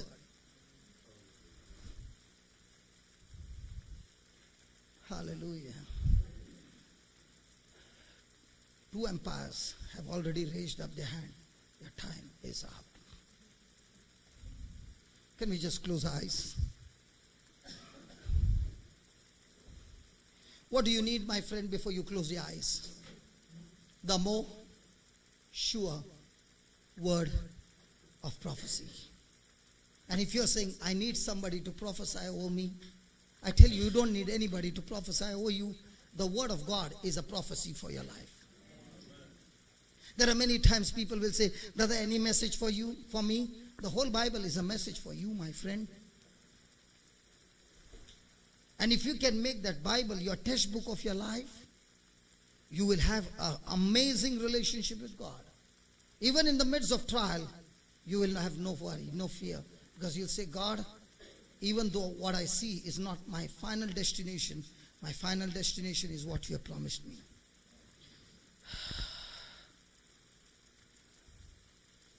Father, thank you for showing us these truths. that it is the word of prophecy which is more sure than signs and wonders that we are always longing to see. And Peter himself experienced so much of trials and tribulations and persecution, and he was even crucified upside down. But in all these things, the lasting change that came into Peter's life was the most sure word of God. The person who denied Jesus out of fear 3 times, the person who feared death, but when the Holy Ghost came on him on the day of Pentecost, that scriptures became so real to him that he came out of his hiding and preached the gospel and got 3,000 souls translated into the kingdom of God. Lord, today you have shown us with these examples that Satan is not a problem. It is our flesh. It is our wrong thinking. It is our own fears and it is our own mindset that is the culprit. Lord, thank you for showing us that my thoughts are seeds. Peter's thought on the day when you were crucified was fear. And that's why he denied you and even said, I don't know him. But that same Peter, when he got into the word on the day of Pentecost, preached the gospel with so much of authority that the Bible says the hearts of those who were listening, their hearts were cut through. And they said, what must we do to receive salvation? Lord, the preaching of the gospel cut the hearts of the people, and they were ready to change, and they received Jesus as their Lord, God, and Savior. And in one sermon, 3,000 souls, people were saved and changed. Today you have shown us, O Lord, that every fruit that we produce, whether it's sin or of the Spirit, it all begins with a thought as a seed.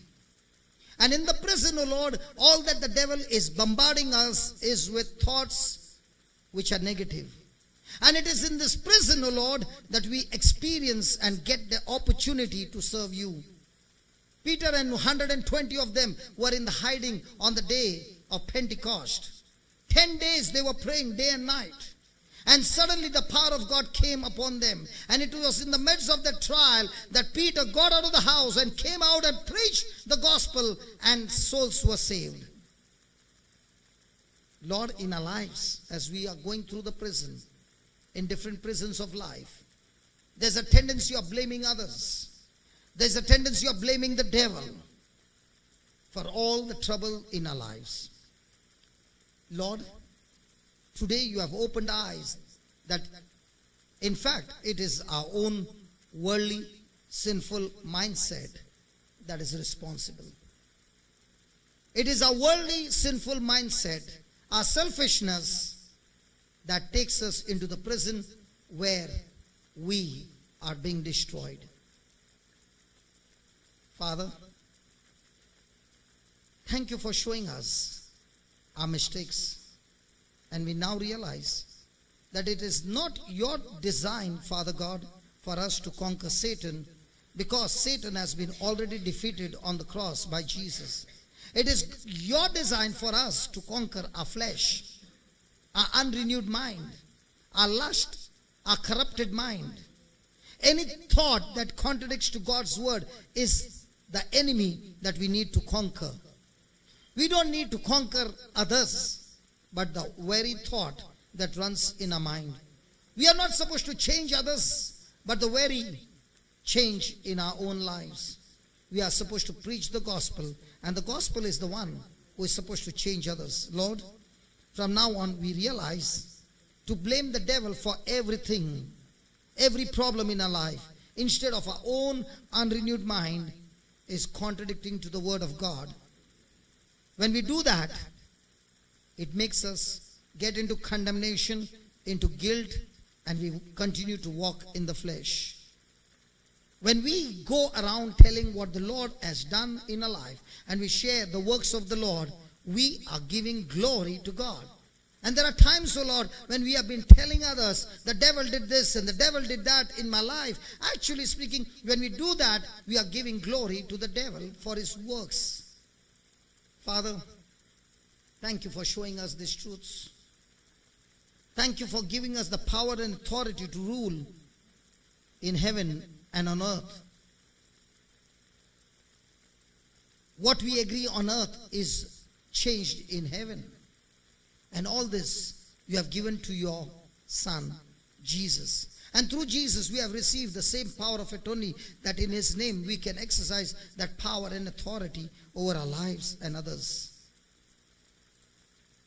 Thank you, Lord, for this testimony of Peter, who was an eyewitness in the times of transfiguration, who had heard the voice of the Father.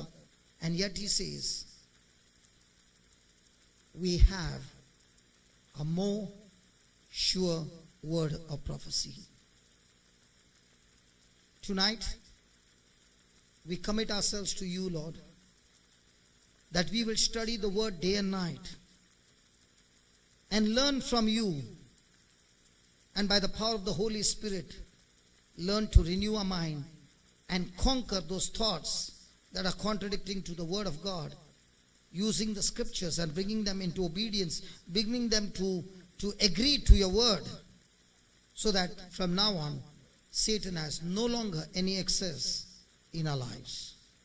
We thank you for showing us that a prison is a place of opportunity to practice like Joseph practiced. And you began to teach him, and he experienced favor in his life. So, Father, at this very moment, each one is speaking to you. And as they are speaking to you, Lord, each one has made a decision to forgive, because that unforgiveness is going to destroy them. Every spirit of unforgiveness, I rebuke you and I cast you out of these people's life.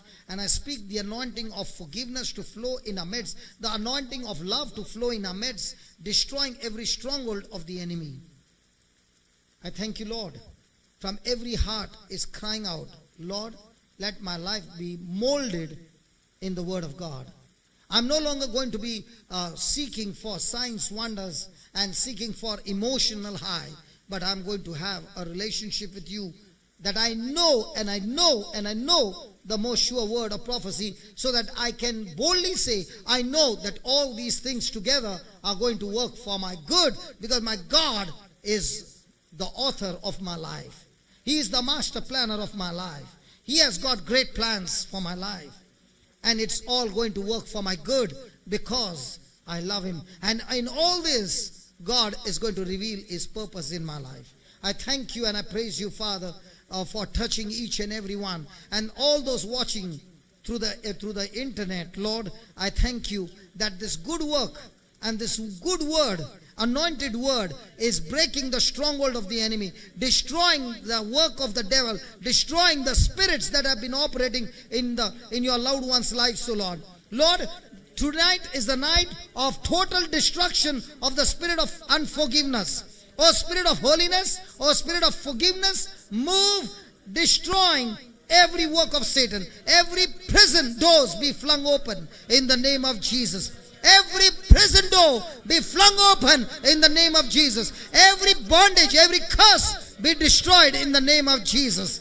The blood of Jesus, the blood of Jesus, the blood of Jesus washes you and sanctifies you and redeems you and justifies you and declares you are set free. You are set free. Your conscious mind, your subconscious mind, your unconscious mind, the bad memories of rejection, the bad memories of abuse, the bad memories of physical assault have been destroyed in the name of Jesus. Jesus is walking through. He's the same yesterday. He's the same today. He's the same forever. And He's working that miracle in you. Whoever the Son sets free is free indeed. He's free indeed. Open your mouth and tell the Lord, Lord, I agree with you. You, the Son of God, has set me free. Oh, Spirit of God, wherever you are, there is liberty. There is freedom. There is freedom. I receive my freedom in the name of Jesus. From now on, every thought that had been torturing me, bringing worry and fear, has been destroyed in the name of Jesus. Oppression, depression, and suicidal tendencies are destroyed in the name of Jesus. Every spirit of discouragement is destroyed in the name of Jesus. Be courageous, be bold, and be strong, the Lord said to Joshua. And the same Lord is saying to you, fear not, for I am with you. I am the Lord your God who upholds you. I am the Lord your God who lifts you up with my victorious right hand. Thank you, Jesus. Thank you, Jesus. Thank you, Jesus. As you are praying, every member of your family is touched. Every chain is broken. Every prison doors are flung open. There is freedom. There is freedom in the name of Jesus. Every addiction destroyed. Every poverty destroyed. Every financial crisis destroyed. Every unemployment destroyed. Every lack in your life destroyed. Everything that the devil had planned against you destroyed tonight. The word of prophecy, has set you free. New jobs, Lord, create new jobs for your people.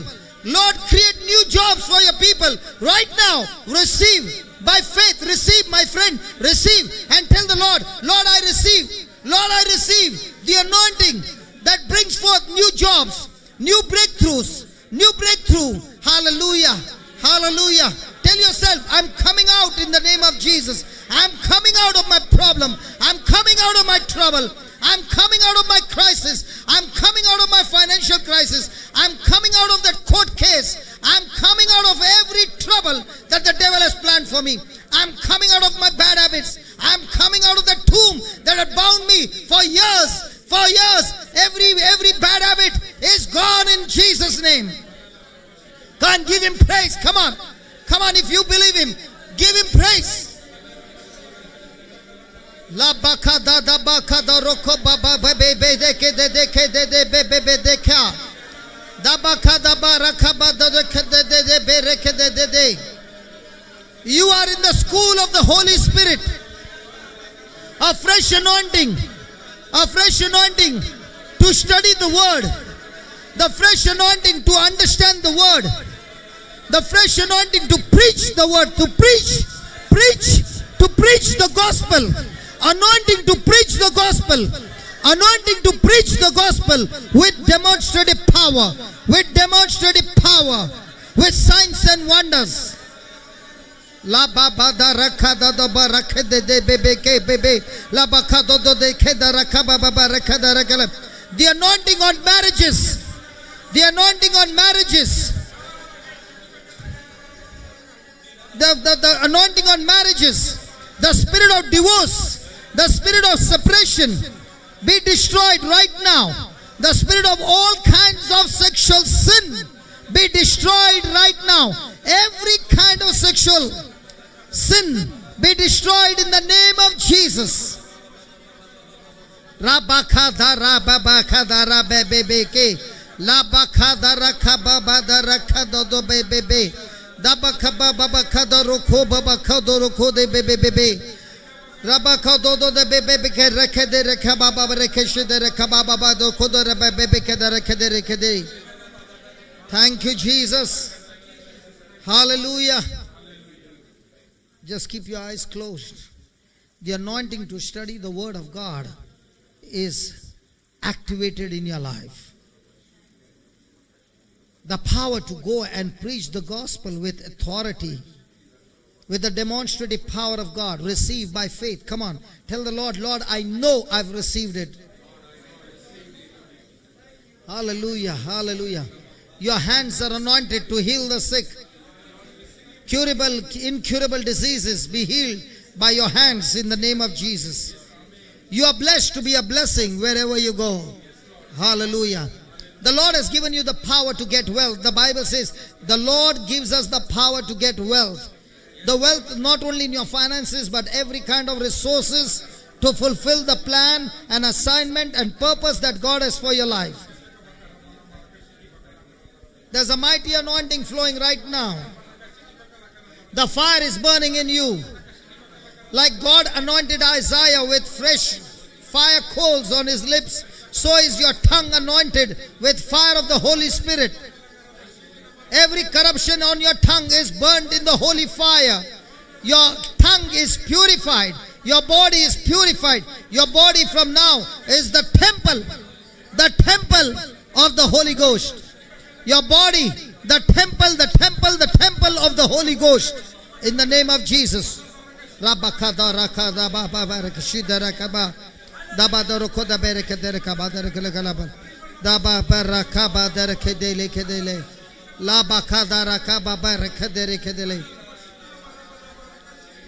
Tell yourself, now is my time of breakthrough. The breakthrough. The prison is destroyed. I've come out of my troubles in the name of Jesus. Whatever had bound me for years, I'm set free. My marriage is blessed. My children are blessed. My family, my household, my friends and my colleagues are blessed. Those who have been coming against me, the anointing to love them, the anointing to forgive them, the anointing of mercy and grace towards them is multiplying now in the name of Jesus.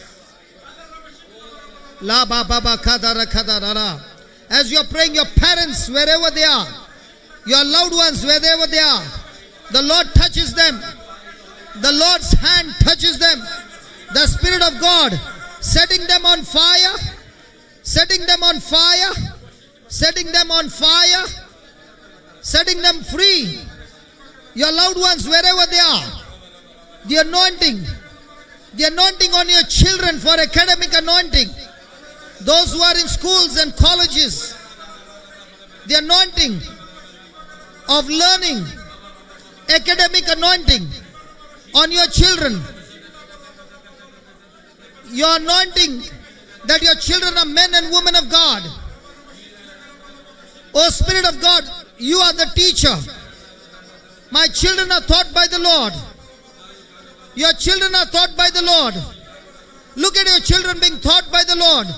Oh yeah, your children are taught by the Lord. In the name of Jesus. Great is the peace of your children. Great is the peace of your children. For your children are taught by the Lord. Those who are looking for marriage partners, life partners, Lord, thank you for bringing the right life partners. In the name of Jesus, the right life partner. Court cases, anointing on your situation in the court. The Lord is turning into victory. The right blacksmith, the blacksmith in your life, coming with a tool, coming with a weapon, that every weapon of the devil is destroyed. Lord, bring the blacksmith in the lives of your people, O Lord. Using the weapon that is setting them out of their trouble, O Lord. Father, in the name of Jesus, no weapon fashioned against your people shall prosper. Their righteousness comes from you, Almighty God. You are blessed to be a blessing, my friend. Believe it. You are blessed to be a blessing from now on. In the name of Jesus.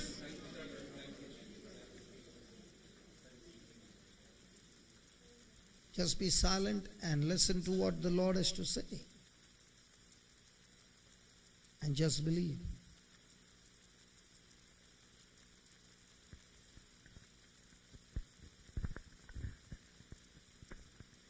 And talk to the Lord and tell Him, Lord, I commit myself to you. That I know and I know that this prison is not meant to kill me, but I am in the school of the Holy Spirit. I commit to study the Word day and night, and even for entertainment, not turn myself to the information that the world is giving me. But the Bible says, the one who meditates on the Word day and night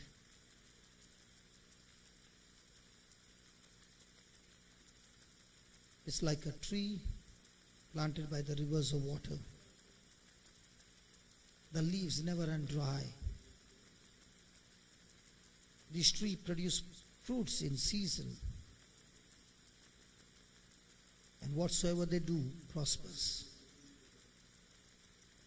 The Lord is convicting you, my friend, that you have been spending time in receiving the information from the world. Adam and Eve received the information that was not the word of God. Might be you are saying, Lord, it's only for entertainment. Might be you are saying, God, it's only for time pass, it's only for pleasure. But what looks to be a pleasure is a poison inside coming against you. Your time is your investment. Everybody has to spend the time. Time cannot be frozen. The Lord is saying, how do you invest your time? Do you invest your time studying the word and fellowshipping with me? Or do you invest your time on the TV and other programs of this world? Because wherever you are investing your time, that will be the outcome of your harvest. Joseph invested his time looking out for opportunities to be with God and to serve those around him. The favor of God got activated. How are you using your time? Each day gone is the day spent. No one can freeze time. Every one of us have limited time. And if you are wise, then you will use the time day and night to study and learn God's way. And that investment will never go wasted. But if you are using your time in things that are not profitable in the kingdom of God, you are not only wasting your time as an investment, but you are investing your time as a liability to lead you to destruction. The Lord is speaking to you, my friend, loud and clear.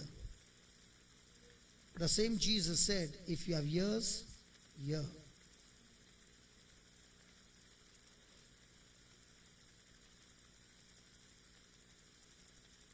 Thank you, Jesus.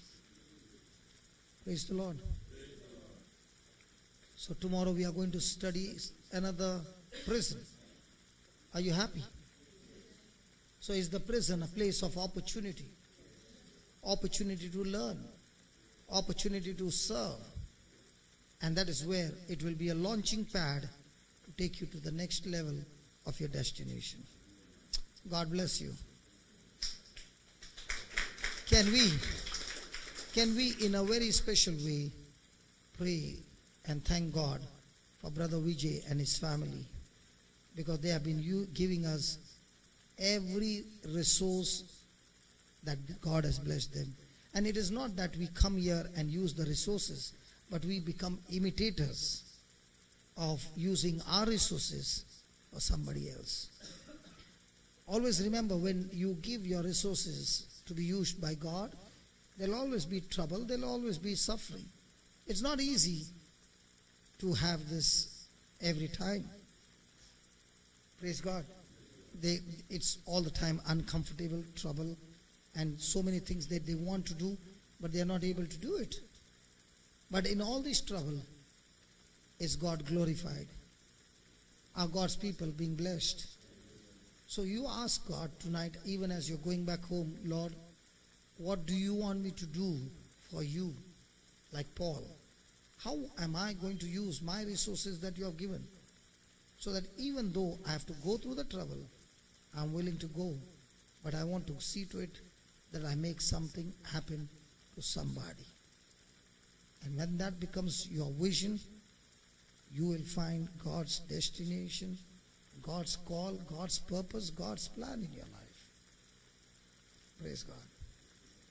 I never knew what I'm doing today was God's plan. But what I began, you know what I began first? To set the chairs And I could set the chairs, 300, 400, all by myself.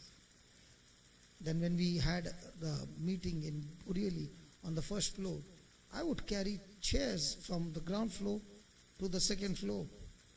And in those days, God taught me the knack. I can carry 25 chairs in one shot. So my job was to carry from the ground floor to the second floor, and the other people's job was to distribute them. And this is how we used to have meetings. But what started that way, God just began to bless and bless and bless. So every day look at opportunities, how you can use this fleshy body, beat it to bring it to obedience, that you make this body so uncomfortable that you use this body to make others comfortable. When you learn to do that, oh, the devil can't stop you. Thanks, Brother Tony. People have not seen. This is my brother Tony, whom I keep troubling. And he's a wonderful man. A man of God. I'm Indian kissing and Nigerian. Brothers in Christ. But look at the Nigerian not giving even one kiss. You know why? Praise the Lord. Praise